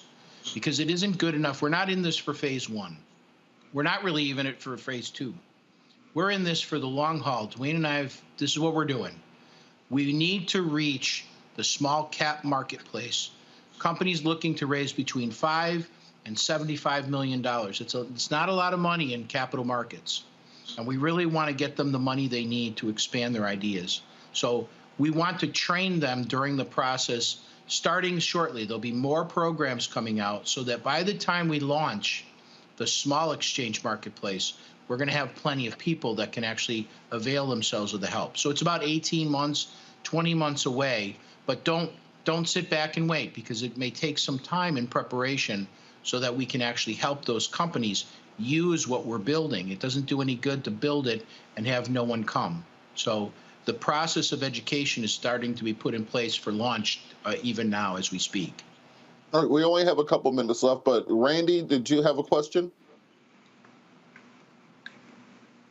Is your focus really equity? I mean, this seems like providing such a great opportunity to very small companies that's going to help reach many marginalized, underserved communities. It's 100% an equity market. There's that's the missing component. It's actually investment equity. When you think about the changes that happen to a company when it's got public equity, all of its banking relationships change. All of its lines of credit change. All of its ability to work with its vendors change. So as soon as you can get an equity component, especially public market equity, it changes the landscape of a company. Allstate Insurance is about 4 miles from my front office here. They have 30,000 employees at their world headquarters. We need to bring and restore small public companies so they can have a headquarters, they can have facilities, it's job creation, and these are career path jobs. This isn't just minimum wage. When we build this infrastructure, we're really restoring an ecosystem for building up the entire community where that equity component, that's what's been missing. An equity investment in the public capital markets will completely change the ecosystem and the landscape. Those companies can grow up. It's where wealth creation and job creation exists in our nation. It's where all the wealth creation and job creation has been for a long time. It's an idea whose time has come for the Black community. And quite frankly, it's a vocation for Dwayne and I. All right, Mustafa, do you have a question? Yeah, well, first of all, thank you all. I've been investing since I was 16 years old, so this is really exciting for me. I wanted to ask you a question about market analysis and how you all made some decisions, but I think I'll have a more general question around public participation and perceptions. And how will you, when there's so many of the big established ones out there, how will you build that trust and that interest in this particular exchange? So, if I may. Yeah, just to say, Dwayne, you want to take that one? Yeah. We understand that our community is so far behind in understanding equity and understanding how to invest and why to invest and being able and having enough money to invest. So particularly with the venture exchange, small cap companies will have stock that's very affordable. You'll be able to invest in these companies and watch them grow and really see how your money can multiply. That's what's going to be, I think, the tipping point for our community. When people see that you can take your money in these smaller companies that have been vetted and really have been shown to be worth investing your money in, you will see that money grow exponentially with these companies that are really successful. And that, I think, is going to be a game changer. We understand that for so long, there have been so few of us who really had had access to the knowledge, really trying to understand, having someone to encourage them to invest in the market. We plan to invest heavily, particularly through our foundation, in educational programs through the existing legacy organizations that are out there to provide financial literacy training and really helping kids to learn in experiential ways how to solve the problems in their community by being entrepreneurial and really engaging in the other aspects of their community. So education is going to be key. And if we can really get the cooperation of these organizations and individuals in the community who have influence, we think we can really change the game and begin to really move the needle. And highlight one other thing. I think this can't be understated enough. We're organically coming through the community. Our presence in the legacy organizations we're working with and going to have a presence. We have an agreement with the Chicago Urban League. We're working with the National Black Chamber of Commerce. We're going to work with the National Business League. So our organic growth bridges this gap to we want to physically be there in the presence of the company, and we're going to be staffing it like it's retail so that the tools can be delivered so that we can actually deliver help. No one comes to us with an idea and is kicked to the curb. We're here to help. We're here to expand on those things. So the trust is going to be in the proof will be in the delivery through the community itself, because we are the community. We want to be a complete and integral part of where Black-owned businesses go for finance so we can reach the public. Well, we really are looking forward to this. We're, of course, going to keep an eye on all of the developments. Keep us updated on when you're ready. I got some ideas kicking around right now that might need some IPO in the next couple of years. If you stay ready, you got to get ready. Thank you to us, Joe and Dwayne, for joining us today. Also got to thank our panel, Randy and Mustafa, for this most important day of news coverage. Got to thank Roland for letting me keep the seat warm for him. After we sign off here, we're going to go directly back to the White House to the Juneteenth Juneteenth concert. So make sure you stay tuned after this. Got to thank everybody in the production room for making this all look so smooth. Have to thank you for tuning in with me. Without you, I'm just a crazy person sitting in front of a camera. And as I say at the end of every show, the words of Gil Scott-Heron, no matter the consequences or the fears to grip your senses, you got to hold on to your dreams. Hold on to your dreams, America. Head back to the Juneteenth concert.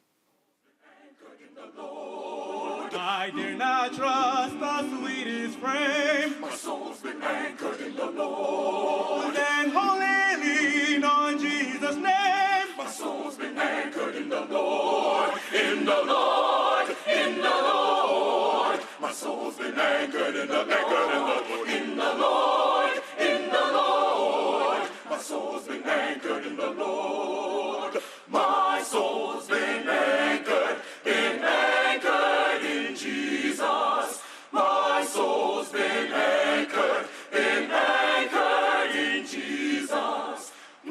Anchored in Jesus. Anchored in Jesus. Jesus, lover of my soul, let me to thy bosom fly, while the nearer waters roll, while the tempest still is high. Hide me, oh my Savior, hide, till the storm of life is past. Safe into thy haven guide, or receive my soul at last. In the Lord, in the Lord, my soul's been anchored in the Lord. In the Lord, in the Lord, my soul's been anchored in the Lord. Anchored.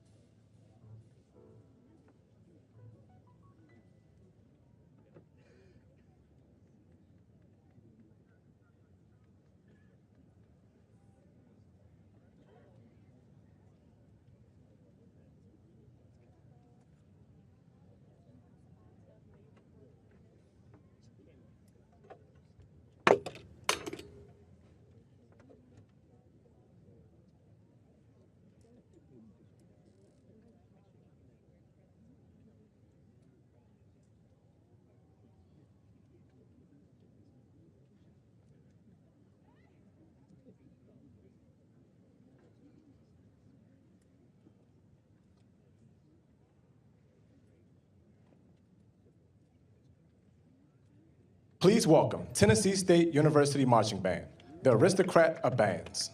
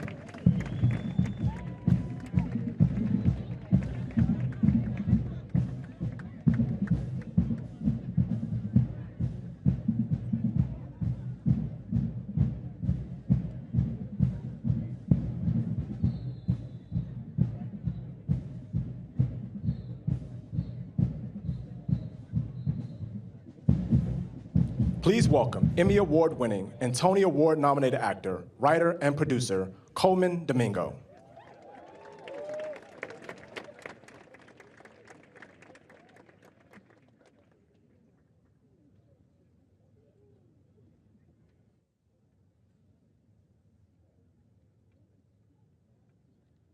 Hello.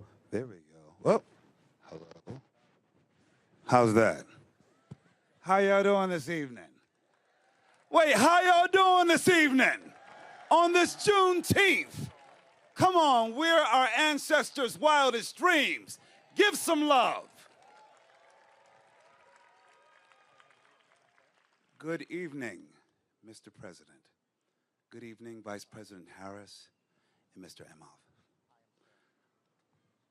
Let's go to the next one.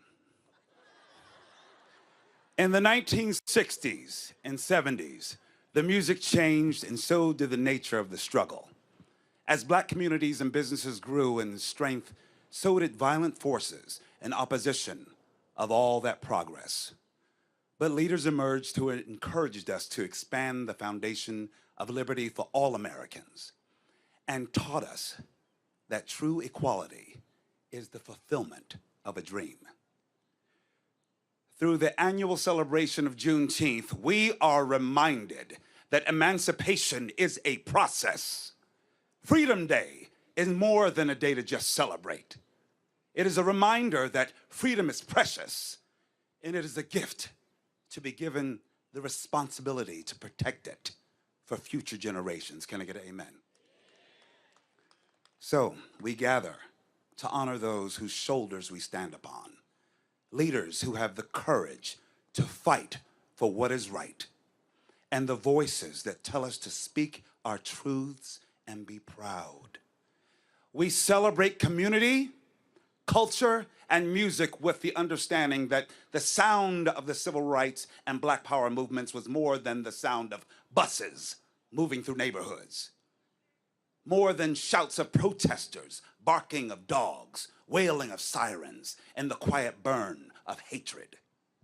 The sound of progress was also the beautiful sound of jazz and the blues, of hope-filled gospel and the soothing strength of soul music.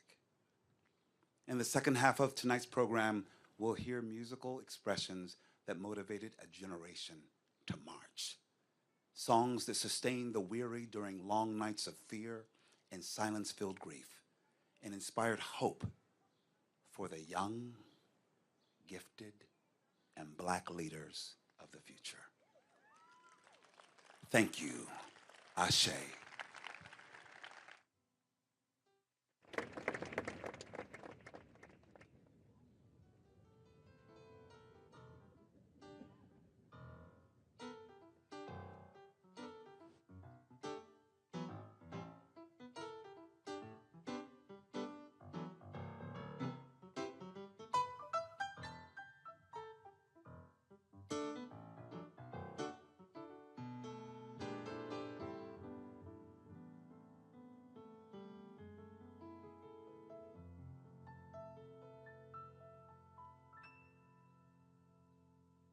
Please welcome Emmy, Grammy, and 6-time Tony Award winner, Audra McDonald.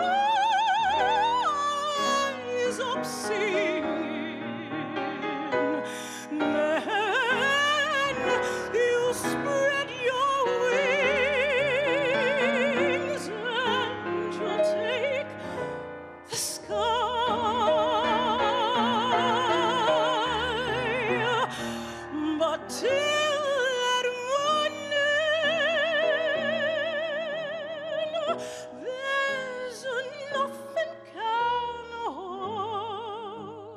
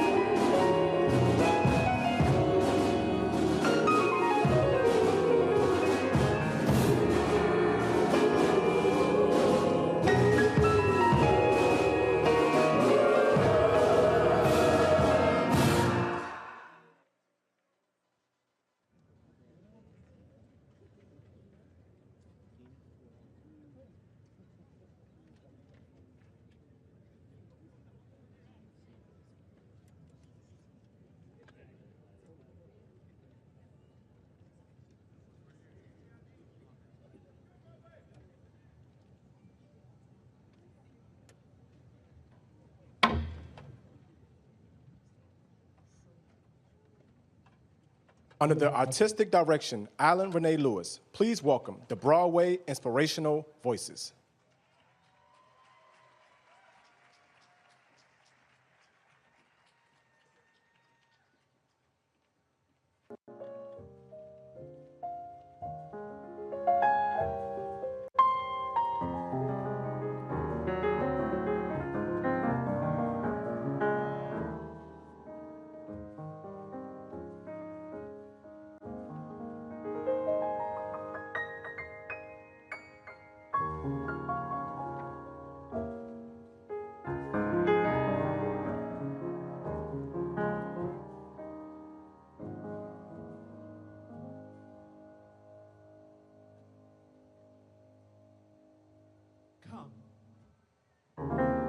Take a journey with us to 1932.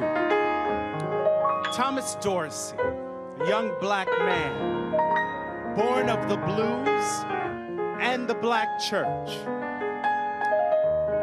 Under unimaginable tragedy, put his pen to the page, and in his anguish, he wrote these words: "Precious Lord, take my hand."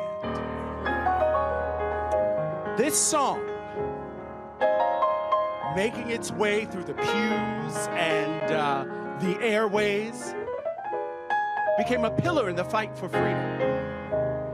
It helped people who needed change, people who were suffering, people who were under the weight of oppression, people who knew that the only way to get to the other side of whatever it was that they were going through was to let the Lord lead the way.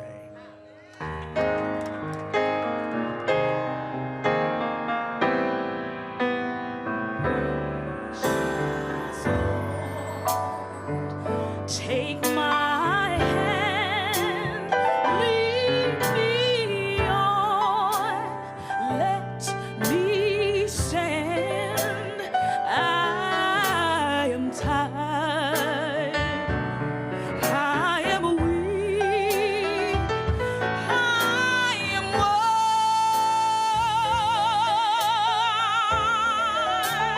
Through the night, lead me on to the light. Take my hand, precious love, and lead me on.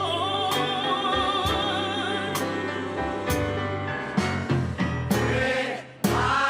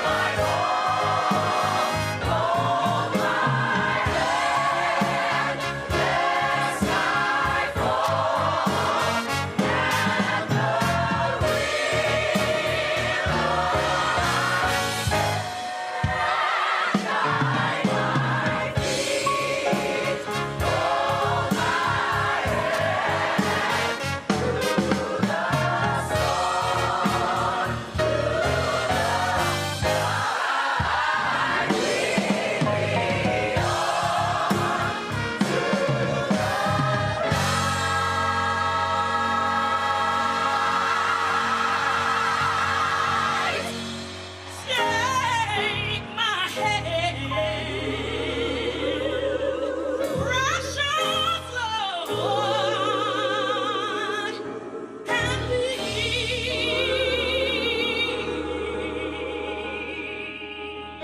me on. Yes, Lord. Yes, Lord.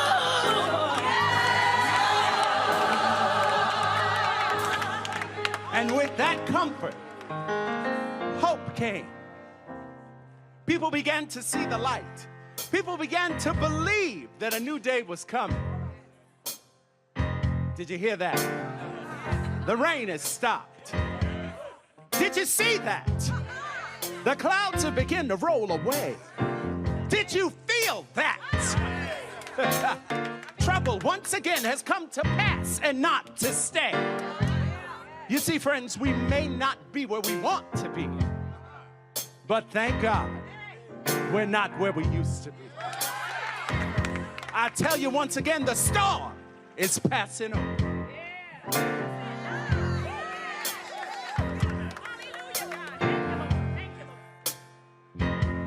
Encourage my soul and let us journey on, for the night is dark and I am far from home.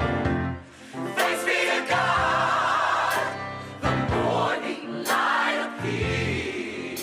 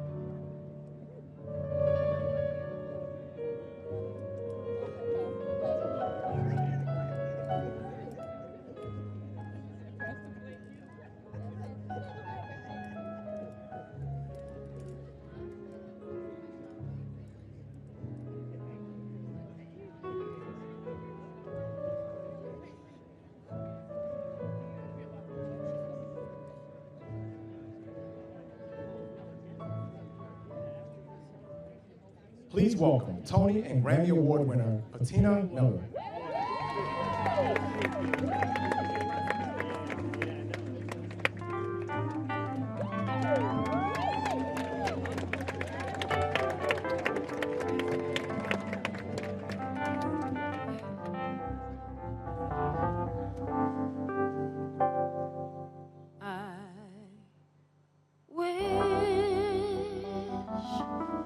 I knew how it would feel to be free. I wish I could break all the chains holding me. I wish I could say all the things that I should say. Say it loud, say it clear, say it for the whole round world to hear.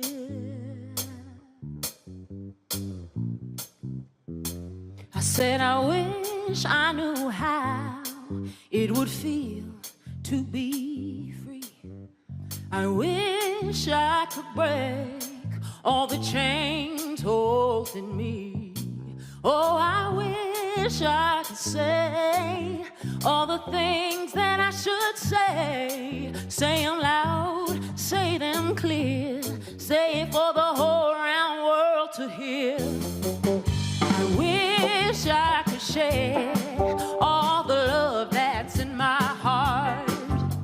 Remove all the bars that keep us apart. Oh, I wish you could know what it means to be me. Then you see and agree that every man deserves to be free.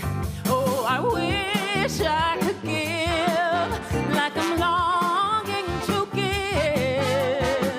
I wish I could live like I'm longing to live. Oh, I wish that I could do all the things that I can do.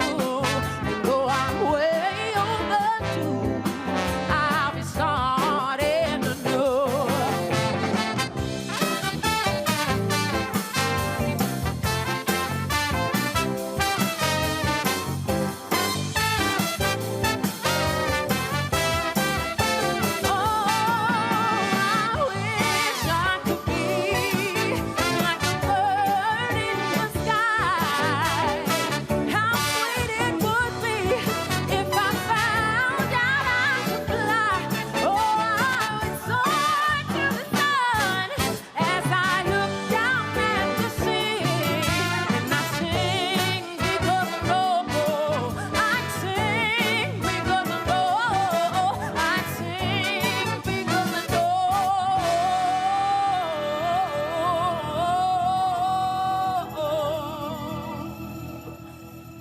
How it feels,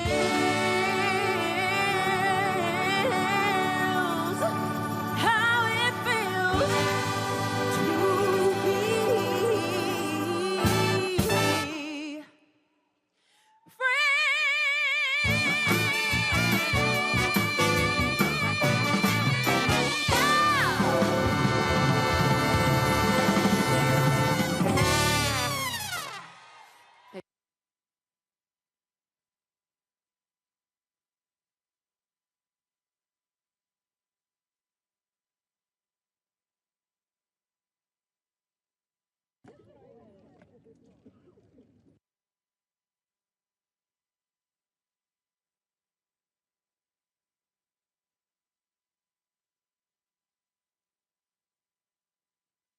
Yep, Africa.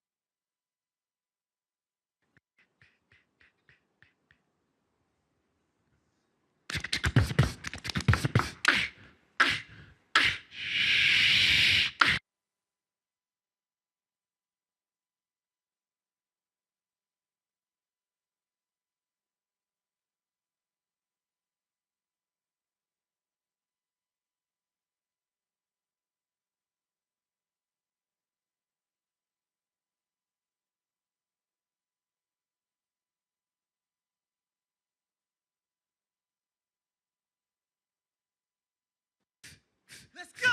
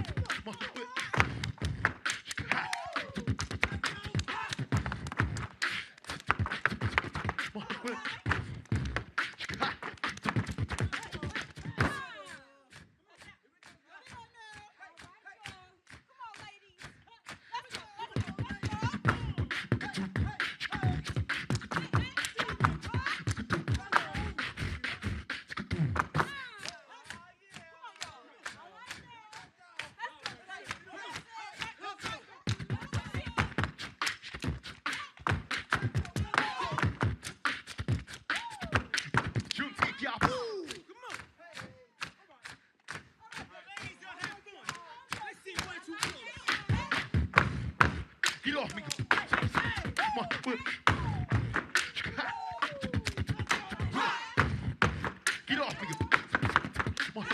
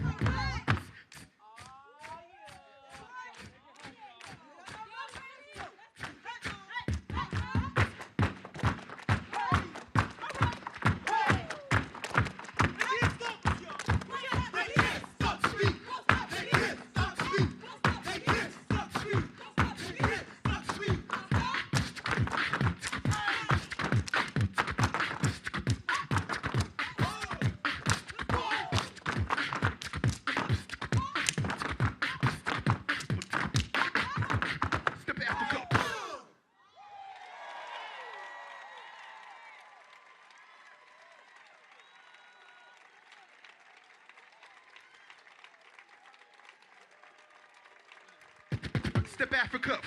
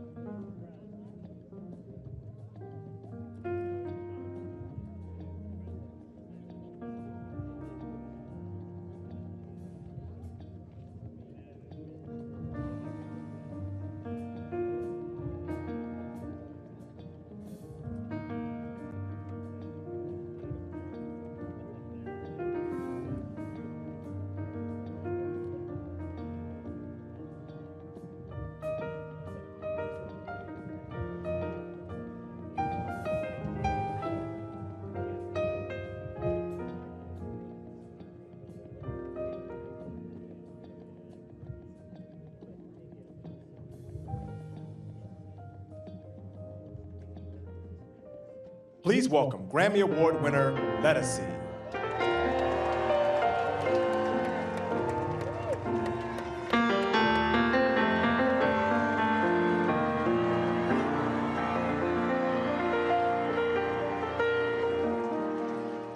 There's a lot of people out here.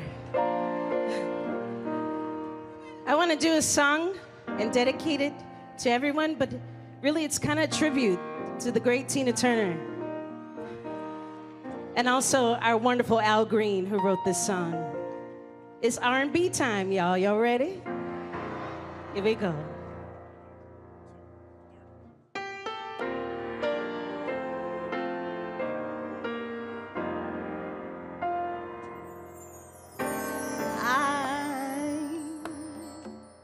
I'm so in love with you.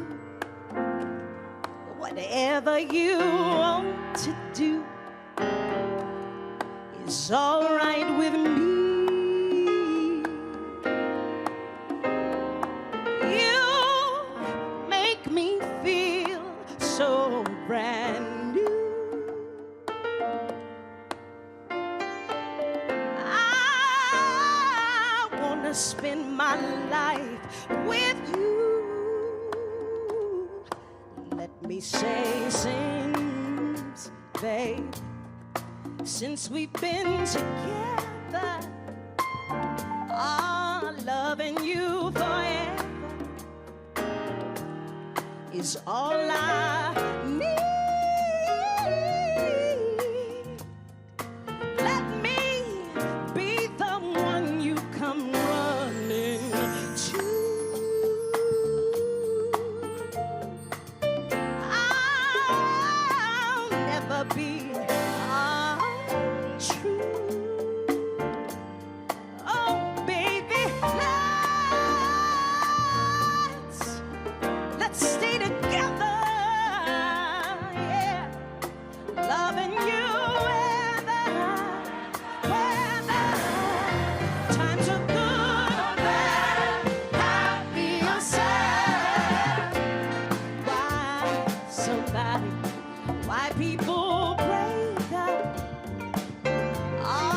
turn around and make up. I just can't see. You'd never do that to me. Would you, baby? Being around you is all I see.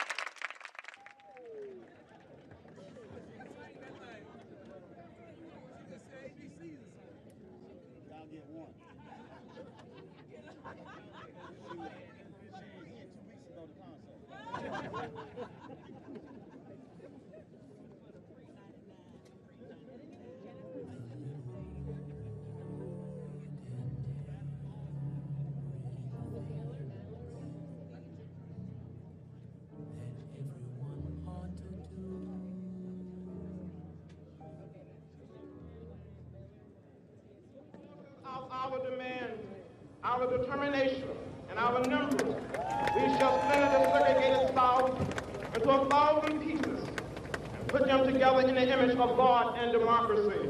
We must say, wake up, America, wake up, for we cannot stop, and we will not and cannot be patient.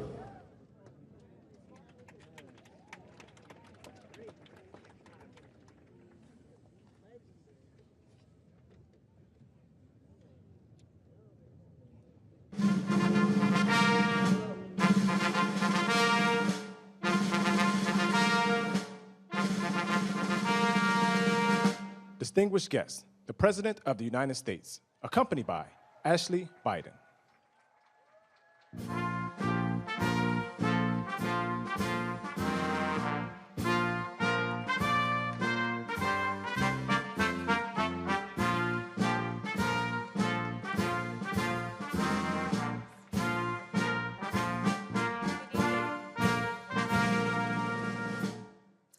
Good evening, everyone.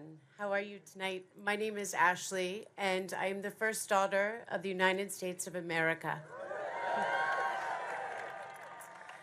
I am a proud social worker, criminal justice reformer, and an advocate for healing. I have spent the past 20-plus years working with communities most harmed and least protected to help realize safety, justice, and healing. This is an historic occasion for our American family. We are so honored to celebrate Juneteenth here at the White House. On Juneteenth, the United States made a crucial step forward away from slavery and towards the realization of a more equal, more just, and more healed country. After decades of advocacy from Miss Opal Lee,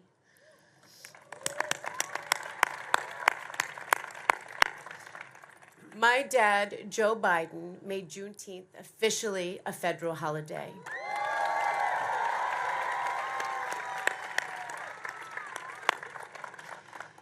My dad has instilled in me a deep commitment to serving and honoring our history and making material changes to the lives of African Americans. Through his courage, he leads, bringing jobs, justice, and healing to communities all across the country. It is my great honor to be here today to introduce him. Dad, I tell you this all the time, but I want you to know how proud I am of you. America, you are so lucky to have him as your president.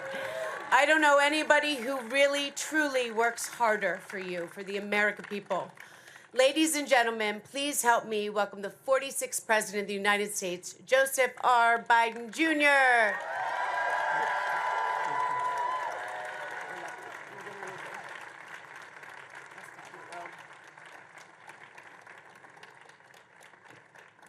My name is Joe Biden. I'm Ashley's father. She's the love of my life and the life of my love. Oh no, I couldn't be prouder of her.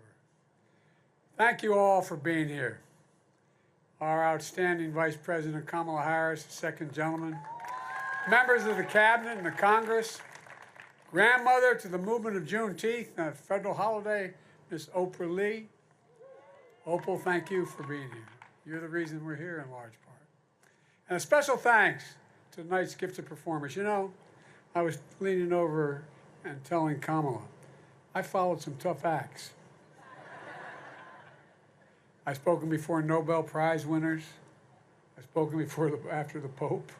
I've spoken to every Medal of Honor winners, military heroes.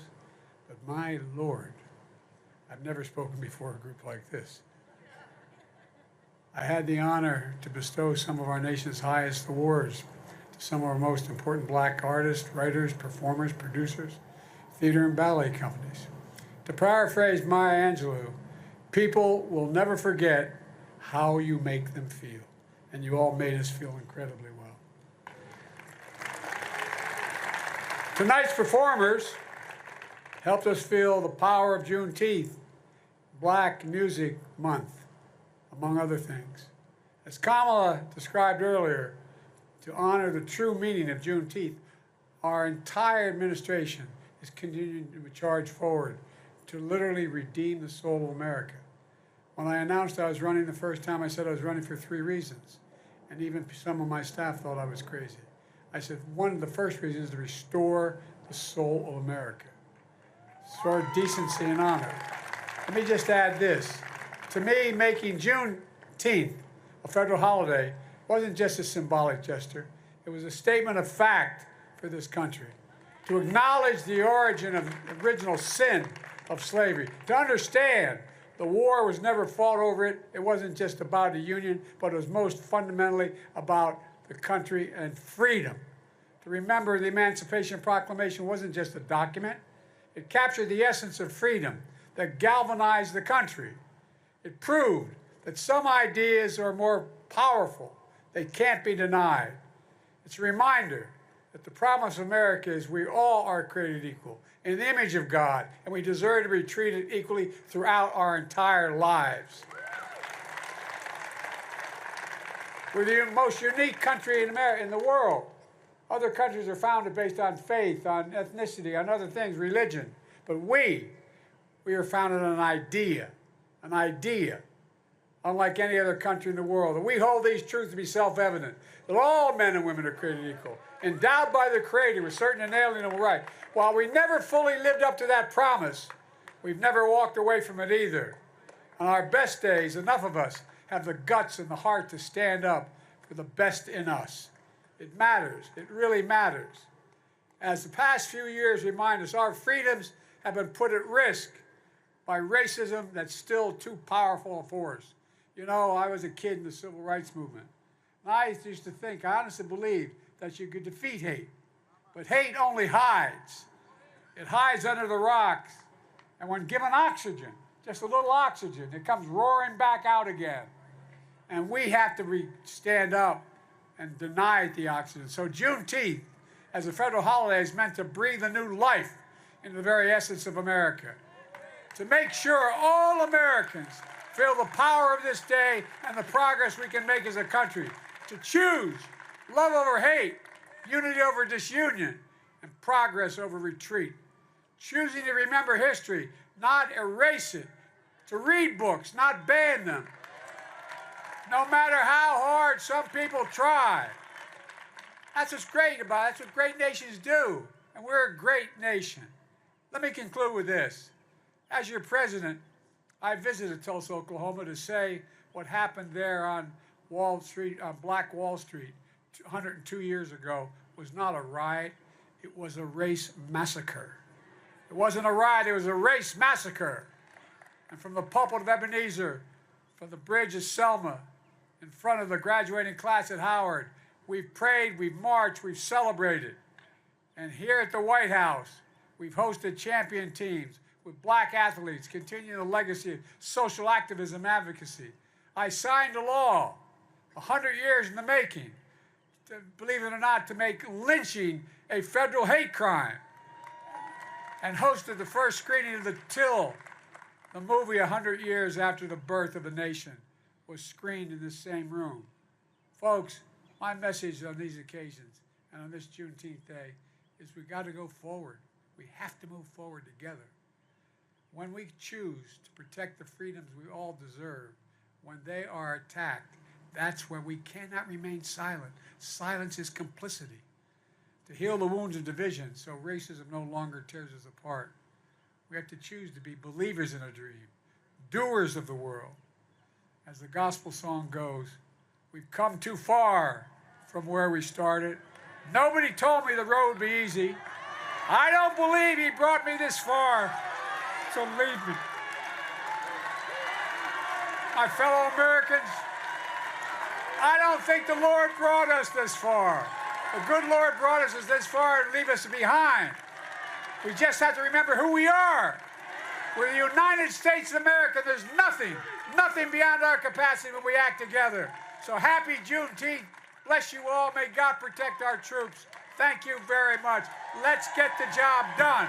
Let's get the job done.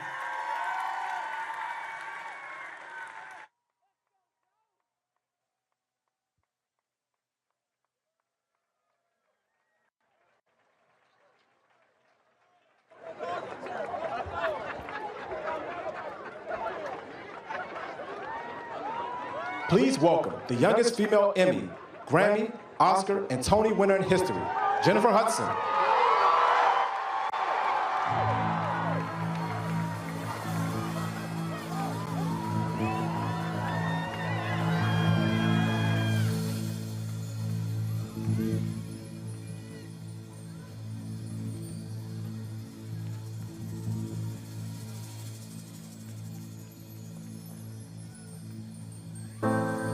One day, when the glory comes, it'll be ours, it'll be ours. Oh, one day, when the war is won,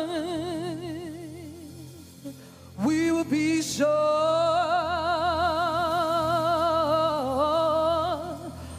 we will be sure.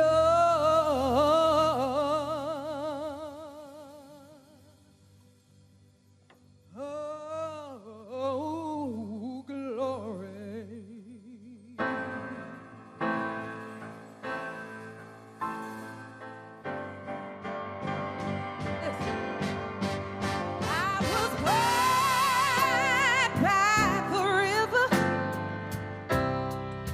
In the little tents, oh, and just like the river I've been running ever since. It's been a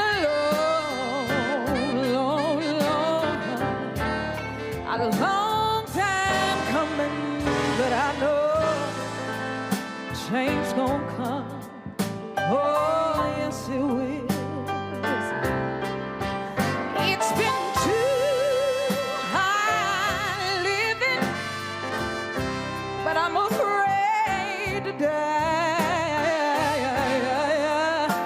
For I don't know what's up there beyond the sky. It's been a long time coming, but a change gonna come. Oh, yes it will. Listen. Well, I go to my brother, and I say, brother, brother, help me please.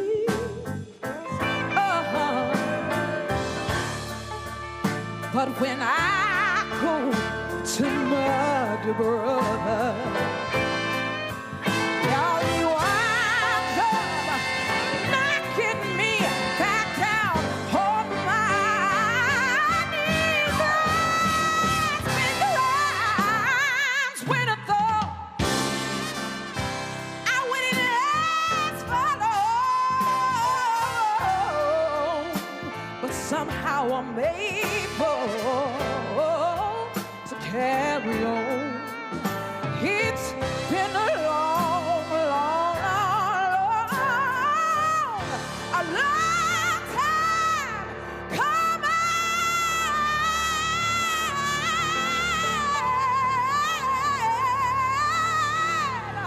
but I know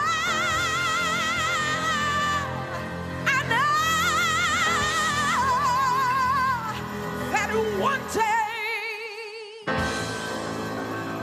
when the blood comes, it'll be ours,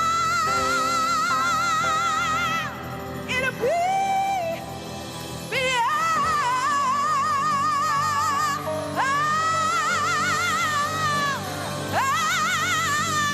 one day, when the war is won, we will be sure, we'll be sure. Can somebody say glory?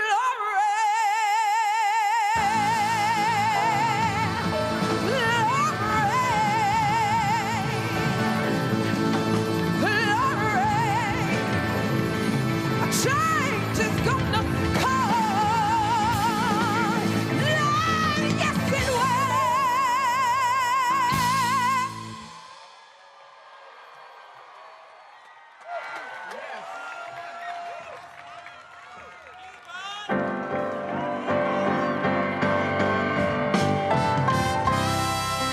Play on. Woo. And I'm afraid to die, for I don't know what's up there beyond the sky. Well, it's been a long, long, long time coming. It's been a long time coming. But I know a change, Lord, a change is gonna come. Lord, yes, it will.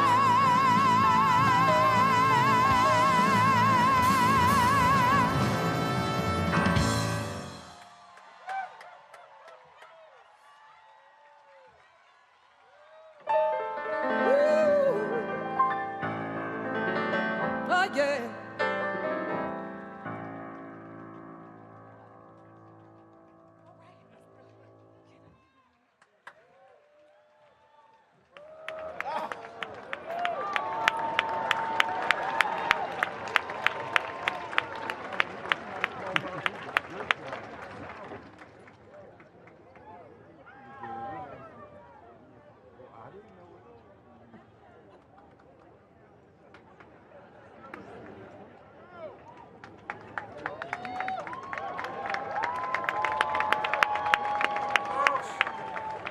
I want to tell you what I just told Jennifer. Imagine what this fight for the last 300 or more years, more than that, in other parts of the world, would have been like without the voice of the community. Imagine how we would have gotten even this far without the black church. No, I'm not joking. I used to go in the morning. I'd go to 7:30 Mass, I happen to be a Catholic, and then I'd go to a 10 o'clock service. No, I think I'm kidding, I'm not. In Delaware, playing a small part in the civil rights movement. And I listened to the pleas. I remember when I was a kid, I lived in Scranton, Pennsylvania, and when the jobs dried up, my dad moved us to Delaware where there were some jobs. And I went to a little school in a place called Claymont, Delaware. And it was on what used to be I-95. It was a 4-lane highway, but it was access. And so we only lived about 3/4 of a mile from the school. I was in 3rd grade. We had to be driven there because it was too dangerous to walk up the street. And I remember walking by and one day turned in the parking lot of this Holy Rosary School, and I saw a bus going by. There were all African-American kids in it. And I turned to my mom, because there weren't many African-Americans in Scranton. And I said, "What's that about, Mom? Why are they all, they used to say, colored kids on that bus?" And my mom said, "They're not allowed to go to school in any of the public schools here." And I thought to myself, how could that be? And I had a father who used to say to me, "Joey," I later learned it was an expression that wasn't original to him, that silence is complicity. Silence is complicity. So I want you all to know, we must not remain silent. If we continue to speak out, this will change. As I said, I think the single most consequential thing the black church has done is give people hope. Give people hope, really and truly. So thank you all for being here. I made a commitment when I ran for president that I'd have an administration that looked like America. We have more African Americans in high positions, starting with the Vice President of the United States of America. We have more federal appellate judges than every other president in the history of the United States combined. We have an administration that will begin to look like America. And when that happens, we're going to finally put this to an end. God willing, I'm just so pleased to be able to have this celebration on the South Lawn on Juneteenth. And again, thank you. You fill my heart in a way you'll have merit.